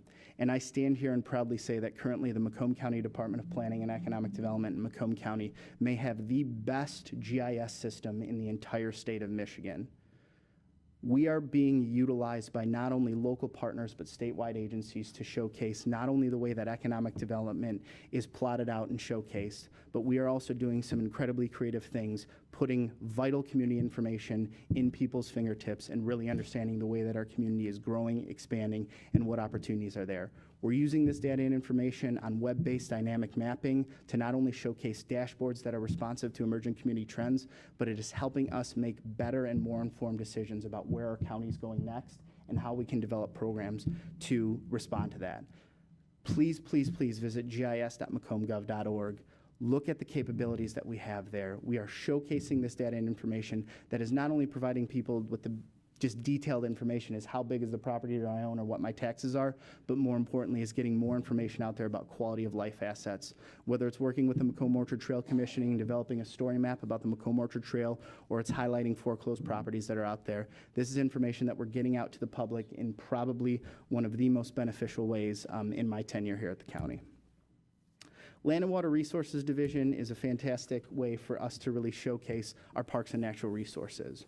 We have this countywide vision where we're looking at our natural features and assets and really understanding how do we increase accessibility, how do we increase our environmental stewardship, how do we cultivate sound development opportunities, how do we farm out additional funding, and how do we market, educate, and develop advocacy programs around all these great natural resources. This program area has also given us the ability to be more competitive than ever to access state dollars, whether it be from the ability for us to work with the City of New Baltimore to access a Department of Natural Resources Trust Fund grant for the Schmid Marina property, whether it's looking at a local Weber Patter Park that brought in a private endowment and donation from the Weber Foundation and also layered in some DNR trust funds, or it's looking at transformative waterfront redevelopment in Harrison Township. We are developing a strategy that is not only looking at optimizing the 31 miles of coastline that we have along Lake St. Clair, but it's really upping the ante and understanding how we implement more green programming. And one of the most emerging programs that we currently have in our department is Green Macomb. And ultimately what we're looking at Green Macomb is really upping the green infrastructure strategy and looking to leverage environmental best practices in Macomb County that can strengthen our economic vitality, quality of life, and also the environmental well-being of the entire region. And this isn't one of those things where you just put a moniker on it and say, we're going to be Green Macomb, again, backed by sound data and analytics. We worked with our statewide and regional partners to develop tailor-made planting and green infrastructure strategies for each one of our communities south of the Clinton River to start, because we had a massive issue with tree canopy and it was incredibly problematic. We were able to use this strategy to also be able to access $188,000 from the U.S. Forest Service, which we're going to discuss in a later agenda item. But the incredible amount of goodwill and partnership that this has given with us, the fact that we were able to facilitate our first countywide Arbor Day tree planting and a tree sale a few weeks ago now, is giving us, again, some very beneficial inroads to understand how do we ensure the environmental well-being of this county, and how do we optimize the limited natural resources that we have and really make them showcase moving forward. Again, with the help of the Board of Commissioners, we were able to use the Green Macomb website, where not only all that information is available and at the disposal of our municipal partners, but also is bringing in a number of environmental partners to help us with that. The last work group that I want to cover is our communications and outreach team. Maria and her team has been doing a fantastic job through a number of digital properties and flagships in highlighting the great work that we're doing, not only the economic development side, but also the quality of life side, to create greater awareness for the unique assets that we have in this county. There are two publications, which we brought some extra ones here today, that I want to highlight. The first of which is Momentum. We used to do this county magazine, and every time we did this county magazine, we just had this publication that we would print once a year and would sit in local places here, and we'd just be like, hey, there's the county magazine we did 9 months ago. And then 3 months into it, we'd be like, oh, we got to start doing the county magazine again. So through partnership now with Digital First Media, which is the parent company for the Macomb Daily. We are now making a semi-annual publication known as Momentum, with the full help of not only their editorial team, their graphics team, their distribution team. This magazine is not only developed at virtually no cost to the county, but is then supplemented into 53,000 Sunday editions of the Macomb Daily and Oakland Press. This publication not only illustrates major economic development projects and quality of life initiatives, but also is a showcase publication that is also being used in our attraction-based strategy. And the other piece that we developed is a by the numbers. And again, what this piece does is this consolidates a lot of the data and analytics that we've been looking at from the departmental-wide perspectives and puts it in a community-friendly guide that really highlights the progress and opportunity here in the county. But probably one of the most flagship celebrations that our department facilitates is the Macomb Business Award. This year, over 450 business leaders and community leaders came to celebrate a number of Macomb County companies in 6 key areas. It's becoming a great day to not only celebrate the great progress and the great impact that our private sector partners have on us, but it also showcases a lot of the capabilities of the businesses here in Macomb County. But probably a program that we're most proud of is Manufacturing Day. Macomb County currently has one of the largest coordinated National Manufacturing Day celebrations in the entire country. Up to this point in time, I believe 5,800 students have had the ability to tour no less than 70 manufacturing facilities around Macomb County since its inception.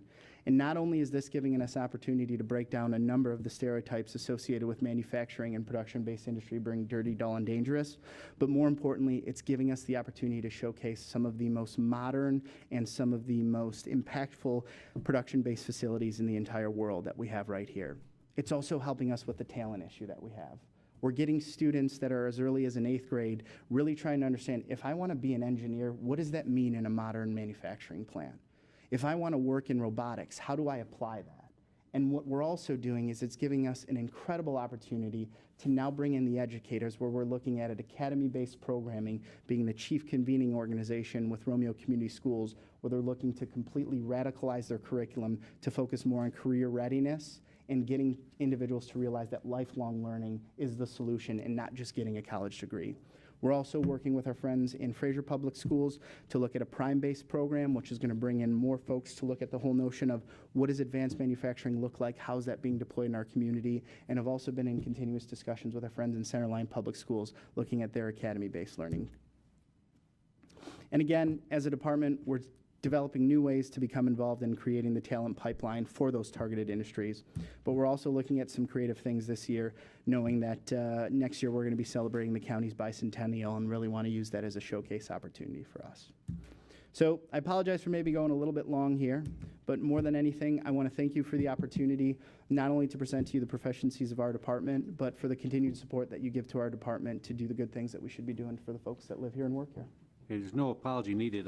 Your department does many good things, and one of the things that makes our county shine on many levels, and we've got many good departments that do many good things, and yours is certainly one of them. And that's why it's important, especially for the new commissioners, to see the variety of things that go on. And the PowerPoint's going to be emailed to you again, so it's in your packet, but just keep it so you got it as a reference when you're talking to your communities, when you're out there, and let them know what the county's doing for your community you may not be aware of, and know that that's part of your project. You can take credit for that because we're the ones that funded it.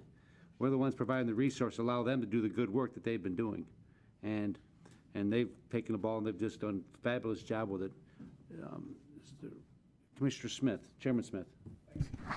Thanks, Mr. Chairman. JP, I want to echo what Commissioner Brown said. There's no need to apologize. To be honest with you, seeing this, I'd almost rather have had this in 2 separate issues so we could go through it a little less quickly, because you guys are doing so many great things out there, and really so many great things that a lot of not only commissioners but a lot of people just don't know about yet, right? So I mean, obviously you guys are making that push for that too, and I think you guys are doing a great job. Secondly, I just want to tell you too that we've enjoyed having members of your team up on our floor. They've been great. Wanted to thank you guys for the hospitality too. No, it's been really nice getting to know some people from a different department that we only really see when they come up here and sit so far from each other in the seats out there. But yeah, I just wanted to tell you that. And then, of course, you always have a career when you're done here as an auctioneer, the way you can speak so fast. So. Appreciate that. Sorry. No, nervous tick, I guess. No, you do great. You whipped it through and didn't mess up at all. I'm impressed. But anyway, thank you very much. That was a great presentation. Thank you. Appreciate it. One thing that I would speak to those two comments is I'm incredibly proud of the fact that currently our department is involved in projects and initiatives in each one of the commissioner districts. And the other thing that is increasingly beneficial to us is through conversations that we've had with Chairperson Smith. Your board is a conduit for leads for us. You know business leaders in the community. You know of emerging opportunities. You know of issues that need to be solved. If you bring those to our attention, we will not only be there in good faith to help look at those opportunities or solve any issues that do emerge. Let me continue on with that, because that's going from something that we just did a couple of weeks ago. I was actually talked to by some friends of mine that owned car dealerships, and they were telling me about a lot of vacancies in a lot of car dealerships for pretty nice jobs, and they were having trouble connecting with the public and the students. And I know about the Manufacturing Day program, so I got JP and his team involved, and we had a small group get together, and it's looks like it's it was a success, and it looks like Absolutely. it's starting to grow already. So I'm glad to hear that. And like I say, you have something, you have an idea, you have some people talking to you about different needs, in your community. I've seen it already. You talk to them, and they're there. So please take them up on that. Commissioner Kleinfeld. Thank you, Chair. I agree with Chair Smith that what your department does is so vast that you could have equally broken this out into 3 separate presentations and would have given you the opportunity. So that's just an attribute. I mean, it's an indication of how hard your department is working to cover all of those areas. So I commend you for that. It's all their credit right there. And well, the last part is, I think you're in the right department. I know you've made some moves before, but I think this is where your passion is, and I think you're doing a fabulous job. Thank you, Chair. Appreciate that. Thank you. Commissioner Leonetti. Thank you, Mr. Chair. Looking at the blue economy, which is always interesting to me because we have the Harrison Township plan, and I'm from Harrison Township. It's a wonderful plan. Yeah. And I've seen it before. Yeah. And I can tell you here, when you go down the end of Crocker Boulevard, there's a mobile park there called Blue Sky Mobile Park, okay? And this is a disclosure, and I've often told my client that if anything comes up, I have to recuse myself. He's a client of mine. Yeah. The guy who owns Blue Sky is a client of mine. He wants to see this happen. Yeah. But you need private investors Absolutely. to come in and pay him essentially so that we can develop this. Absolutely. How do we get those private investors to them? Is that something that your department does? I mean, yes. That is our charge. Okay. A plan is just something pretty that looks nice on a PowerPoint presentation or is a good way to show to a prospective investor what's the opportunity in your community. It is our charge to not only bring those potential investors to the community, but to develop realistic development procedures and protocols that would entice them to come here. We can draw boxes and put lines on map all day and say this is where we're going to build this or this is where this high-rise is going to go. But what we're realizing more and more, whether it's looking at opportunities here within the county seat in Mount Clemens, whether it's looking at industrial development out on the fringes of some of our industrial service areas, we need to be more strategic with the way that we pitch projects. So with the case of Harrison Township went through every step in mechanism to meet all of the expectations of state legislation to establish the district. Now, with the help of Gerry's work group, with the help of the Planning Mapping Services work group, we are out there showcasing that if you're looking for waterfront development opportunities, you need to get Harrison Township, Macomb County, Michigan on the map. And I think that's something that we've done. And we've always field inquiries from individuals that are looking at it. And again, the majority of them are speculative in nature. Sure. But I can assure you that it's something that's not only our charge, but something that we're very serious about. Well, that's good to know because, I get questions from constituents, questions from this particular client. It all looks great. Yep. But what is going on behind the scenes? And I always tell them, I go, I don't know what to tell you. And I'm a new commissioner, but I said, I know we have a development department. And so what you do is you're constantly out there looking at speculators, potential investors, and you're saying, look, if you're interested in building a hotel, here's a great place to build it along the waterfront. Absolutely. And do anything like that. Well, it's good to know. I'm gonna probably be talking to you a little bit more. I don't want to take up the time of the rest of the commission, but Normally I'm on the 7th floor, but right now we're a little transient. So I gotcha. I'll find you. All right. Thanks a lot. Thank you, Mr. Chair. Appreciate it. Thank you. Anyone else on the first round? Commissioner Smith on the second. Thank you. So to what Commissioner Leonetti was saying, the property down there at first sight is prime property, and then when you look at it and, what's been going on lately with our, sewer and our infrastructure problems, also, is kind of a problem area when it comes down to our, the problems we're having with illegal dumping and, different things like that. So I imagine that you're working probably hand in hand with our new Public Works Commissioner, who seems to be very forward on trying to get this kind of thing to stop so that our waterways actually clean up and don't have, don't impact these waterfront properties south of the Clinton River and the spillway. Infrastructure, green infrastructure, advanced stormwater systems, those are all things that not only are top of mind when we're looking at investing in some of these more modern treatments.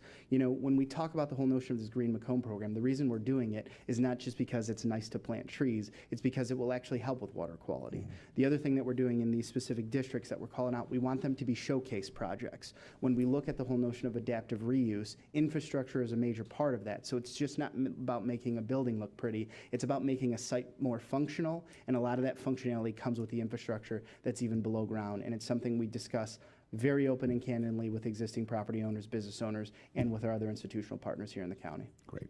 And last but not least, this might not be the most popular topic with some, but I sat down with Jeff Boehm up in St. Clair County, and they've been doing a wonderful job with their parks up there and their waterfront property. And quite honestly, he said really the key to all of that was that there's plenty of money for help for a lot of these projects, but you have to have some match money involved. And that being said, not know how long ago, but they passed the Parks and Recreation millage, and I don't think it's a very big millage, but it's enough that it kind of seeds different projects, from helping different communities out with their parks to, actually maybe acquiring property to, have county parks or what have you. Just wondering if that's, something you guys have thought about. I don't know if we've ever had that here. I'm not really sure, being new to this, not really sure what the process would be or who would even, if you guys have discussed that as a possibility of kind of helping along this waterfront initiative. Yes, please. This department in 2014, with the help of this board, passed the first comprehensive Parks and Recreation Master Plan that the county had in more than 7 years. That plan is due for a comprehensive rewrite starting next year. We are currently in the process of bringing together countywide parks and recreation stakeholders to develop a strategic process of how we want to update that document. Not only to bring in some of the updated statewide legislation, but some of the criteria from the Department of Natural Resources on how we can best position the county to access discretionary grant dollars. As St. Clair County has been very proficient in leveraging not only the DNR Trust Fund, as we've also tried to up the way that we kind of bring in some of those discretionary dollars from the state.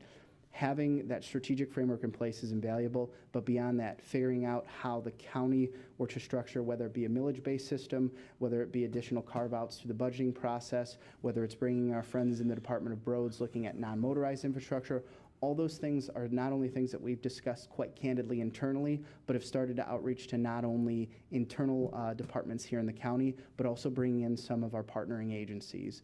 I think we learn best from the incredible investments what the local parks and recreation stakeholders have done here in the county. We have some of the most showcased parks and recreation departments in here, whether it's the vast programming down in the city of Warren, whether it's the interlocal agreements that Romeo Washington Bruce has put together.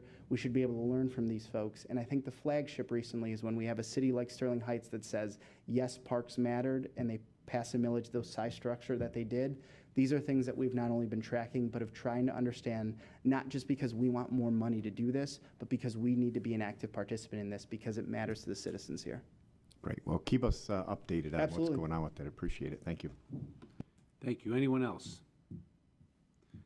Thank you very much for your presentation and your time, and you're getting a lot more inquiries now that you've told them what you're doing now, so you're All gonna, right. so you'll be busy with some more interested commissioners. All right, I think I have to stand here for the next two agenda items too, Yeah, so. all right, well, don't go far then. Thank you very much. Need a motion to receive and file? Motion by Lucido, supported by Commissioner Gillette. Please vote.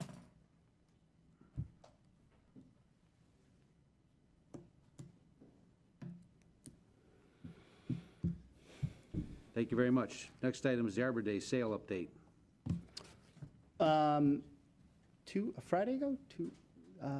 Friday before last, we were able to facilitate the first countywide Arbor Day celebration with the help of the St. Clair Sanilac Conservation District. We also were able to facilitate a countywide tree planting sale.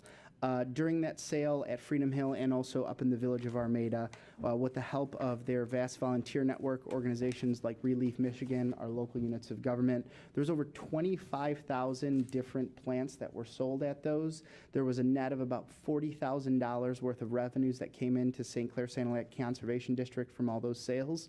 The diversity of species not only was in direct alignment with the Green Macomb strategy that we had put together, but the really cool thing was St. Clair Shores Public Schools got into it, and they did a planting with about, was it 100 second graders? Yeah, about 100, yeah. Yeah, so 100 second graders went crazy and planted a bunch of trees around their school, which was pretty cool too.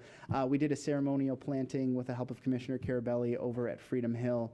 And moving forward, this is the type of strategy that we want to deploy when we look at Green Macomb and with tree planting, bringing in more stewardship, more landscaping agencies and experts to really give us the ability to get more of these species out into our community and help us with our tree coverage. It was a success as far as the first showcase that we did, but we very much are looking for additional ideas on how to really ramp up the program for the future years to come. Very good. Thank you. Any questions on this? Very good. Thank you. Thank you. Appreciate it. Gerry? I was just going to add just a couple of things. The reason why the soil conservation is really important because we can get all the grants in the world. Why don't you come up to the mic so we can get it in the record, please?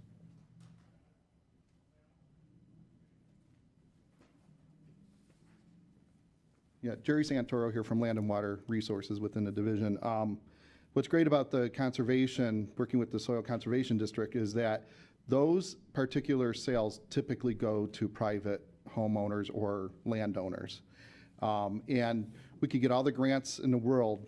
However, typically those are always planted on public locations, which represents usually less than 25% of the land area in a particular community. So getting the landowners to really invest in the program is really our goal, because we need to almost double our tree canopy cover, along the Clinton River and south. So they were really instrumental in helping us with that.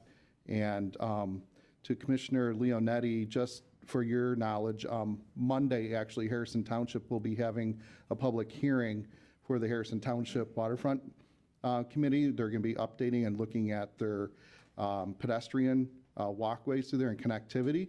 And some of these issues will come up. So, please invite whomever to that particular meeting, 7 p.m. at Roseau Hall. All right, thank you. Thank you for the additional information. Commissioner Gillette? Thank you, Mr. Chair. Just on that note, I had intended to actually drop by to Freedom Hill, but I didn't realize it shut down at 4, so I missed my opportunity.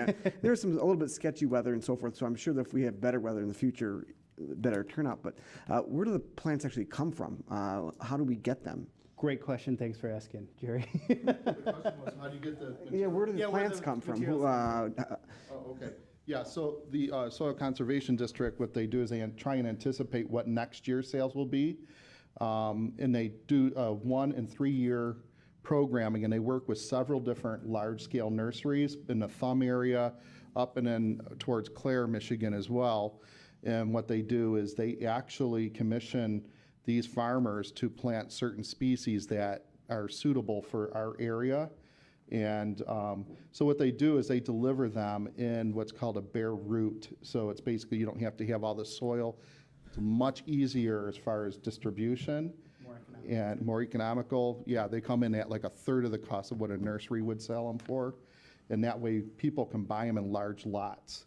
And that's really the goal. So to have 25,000 more trees we get a grant for 1,000 trees, and we think that's a big deal, but they sell this in a weekend. So it's pretty incredible partnership. Yeah, what happened to the ones that didn't sell?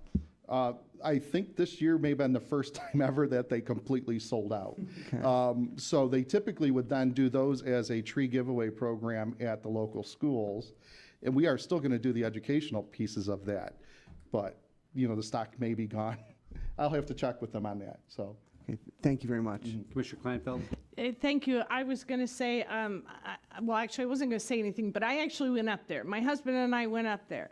And you're right, the weather wasn't that great, but we couldn't find it. And the reason we couldn't find it is there was literally like 2 trees left. And so we're driving around after, and my husband said, I think those people underneath, it was under that, The pavilion. the pavilion. I think that's it. I said, that's it. Did you go on Saturday? There's one little, yeah, it was Yeah. Saturday, it Yeah. wasn't Friday. Friday There was was one nuts. little picnic table that had like 2 bushes, and I said, never mind, go home. So they did. Everything that was left when we were there was on one little picnic table. So they did. Thank you. I guess Yeah, that's was- a good problem. The tree sale used to be, the tree sale used to just be something that was limited. The Conservation District, when we used to have one in Macomb County, our own, used to be doing part of that tree sale back in the day, and they've fallen out of disrepair, so that's kind of led us to get involved with this other conservation district in the other county that's helping us out with other grant opportunities to help improve water quality and other things that we're involved with. But the idea was to get them more involved and give it to the rest of the county. I mean, just because the people up north would like to see trees to protect their properties from the soil erosion, from the wind blowing across the fields, to get into your windows and all the rest, we needed to expand it to the whole county. And this was a first test to get us down in the south end, to get it down to Freedom Hill. But next year, I think, John Paul and your team will get involved in all the public works departments and all the kids, like City of Warren, Sterling Heights, and really blow this thing out. It really could be a big opportunity to help homeowners get affordable trees and also advice. Those people that sell those at those tree sales know what they're talking about, and you get some good advice. You're talking to a professional gardener, and it really is a win-win situation. I showed up there Saturday too, and I had a look too, and I saw them over there, and they were pretty much run out of material as well. But it's really got great potential to even triple next year based on the experience they had this year. And it's kudos to your staff for taking it on and working together collaboratively with them. And I think that it's both a win-win situation. I talked to them up in the Sanilac County Conservation District. They're very pleased with the way it went, and they're looking forward to continually working with our county to help provide that and other benefits to us. So appreciate it. Thank you. Anybody else? Need a motion to receive and file? Oh, we already have it. Question. Yes. Mr. Chairman. So around Arbor Day, I was doing some work in my community with Green Michigan, and I had an opportunity to meet with quite a few residents. It was a nice day. And at least 3 people told me that they did not plant trees in their yard because they can't afford that. That it was cost prohibitive to do that. Are you aware of any opportunities for lower priced trees, or is there anything through your department or as a result of your working with St. Clair County that we can pass on opportunities for our constituency? We can very much look into what types of opportunities are out there and see if there's an ability for us to maybe target some of those growers that might have additional stock and provide that information through the Green Macomb site. I should direct them to follow up with the Green Macomb site? Green Macomb site, and they'll be able to get in direct contact with us. Okay, thank you. Thank you. Anybody else? Do we have a motion to receive and file? We don't. Okay, I'll need one.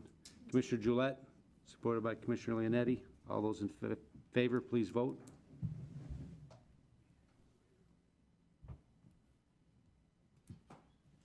Thank you very much.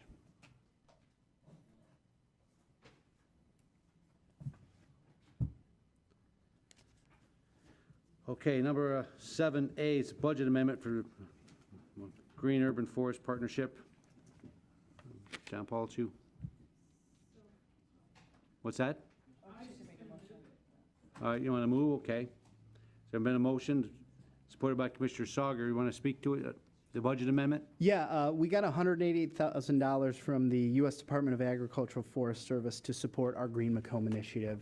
This will not only inject federal money into Macomb County to support and sustain the Green Macomb program, but is very much putting us on the map with this program. I think what we've started to cultivate here, pun intended, with Green Macomb, is something that can really put down some deep roots and leaf out and branch out to some of our partners. So we're really excited about this program. The other thing that it's really been able to do for us is it's been able to develop some pretty creative programming that we were just looking at maybe traditional sources locally or trying to figure out how we could work with local DPWs. But the federal government is very much aware of this, and this $188,000 grant award is something that we're going to deploy and actually get some money back into locals to do some strategic planning using the resources that we've provided. Excellent. Sounds good. Commissioner Gillette. Thank you, Mr. Chair. I understand this is a growing field, so attempt to be worse than your pun. I like Sorry. it. I like it. The purpose justification part of our paperwork provided to us says to advance the restoration of the Great Lakes through a variety of forest conservation activities. Yes. Like what? So the first thing is tree canopy. So we look at not only conserving the existing tree canopy that we have in the areas south of the Clinton River. It was targeted as one of the worst areas in southeast Michigan by SEMCOG's study. So what they did is they digitized all of the tree canopy in those areas and said, you need more green in these areas. Whether it's limiting the amount of impervious surface, whether it's planting more trees, whether it's looking at conservation areas to sustain those natural areas, whether it's looking and targeting institutional properties and understanding how you take a school that may be surrounded by a bunch of green fields and add some more dynamic green infrastructure or stormwater management principles. So what we're doing is we're sourcing from all these local experts, whether it be the Southeast Michigan Council of Governments, whether it be the Six Rivers Land Conservancy, whether it be the Clinton River Watershed Council, to understand how we can take all these environmental best practices and kind of build this transformer of conservation. It's upping the environmental stewardship. It's understanding that in these areas that are viewed as predominantly built out, there are going to be unique opportunities to highlight environmental stewardship and conservation. You touched on this a little earlier. Is it just like planting trees at schools? I mean, aren't you going to run out of schools? Yep. But we also, as Gerry highlighted with the tree sale that we did, is targeting private landowners. We are trying to illustrate to whether it be residents in our communities, also businesses that are looking at redeveloping site plans. It's developing landscaping plans that are a part of that too, looking at tree standards in the communities, trying to also understand when you look at the whole notion of a residential street that may have some more mature trees that had to get cut down because of root-based systems, how you fill in those areas. These are all the strategies that we're analyzing on a number of different fronts. The key objective in all this is more trees in the area south of the Clinton River. And through this money, we've also targeted over 1,000 trees that are going to be planted with the help of our local units of government. Okay, thank you. Thank you. Appreciate it. Anyone else? Okay, need a motion to approve? So moved. Doug did, okay, very good. Very nice presentation. All those in favor, please vote.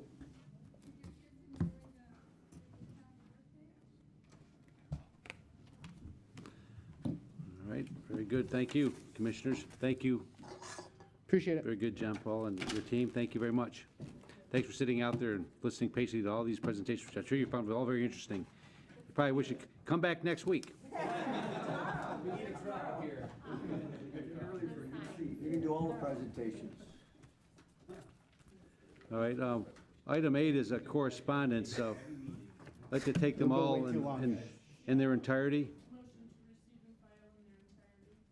Okay. All right. All right. There's support. All those in favor, please vote.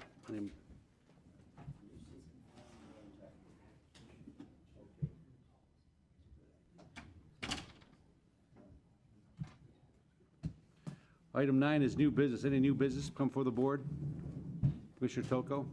Thank you, Mr. Chair. Just a reminder that tomorrow at JPS, we're going to have the court's overview, and we're going to have the presentation on the jail study. The electronic copy of the jail study is available online, but if anybody would like to get that today, it's 160 pages long, so if you want to review it tonight, see Michael after the meeting to get a hard copy of it tonight before the meeting. Thank you. Thank you, Commissioner. Anybody else? Commissioner Majak? Yeah, we had a mid-board meeting a couple days ago. I just want to let the commissioners know what took place. The biggest thing that took place was we approved a project change of $6.2 million. One was for to extend the shaft, and then the other is for Hobos lining. So what they did, I don't know if any of you saw the papers in the media, they went through the pipes, the sewer with the camera, and saw there were a lot of cracks everywhere, which is a big problem. So spending this money will help to correct that. So I just want to let you know. And then, of course, that same day, the city of Sterling Heights filed a lawsuit. So we'll see what happens. So no money will be spent. Well, you know, it's in the courts right now in terms of that aspect, but hopefully we're all optimistic that that won't delay anything, so. But mainly, I just wanted to report about the mid, so. Very just to good. let Thank you for know. reporting that. It's important information. and I'm Thanks. glad you do that. Thanks. Anybody else? Seeing none, we'll close public participation, or close new business. And is there anyone from the public that wishes to be heard? Anybody from the public? Anyone from the public? Seeing no one, need a motion to adjourn the meeting. Moved by Commissioner Toko, supported by Commissioner Gillette. All those in favor say aye. Oh, no. Please vote on your machine. Vote on your machines. The iPad. Yeah. The machine. Thank you.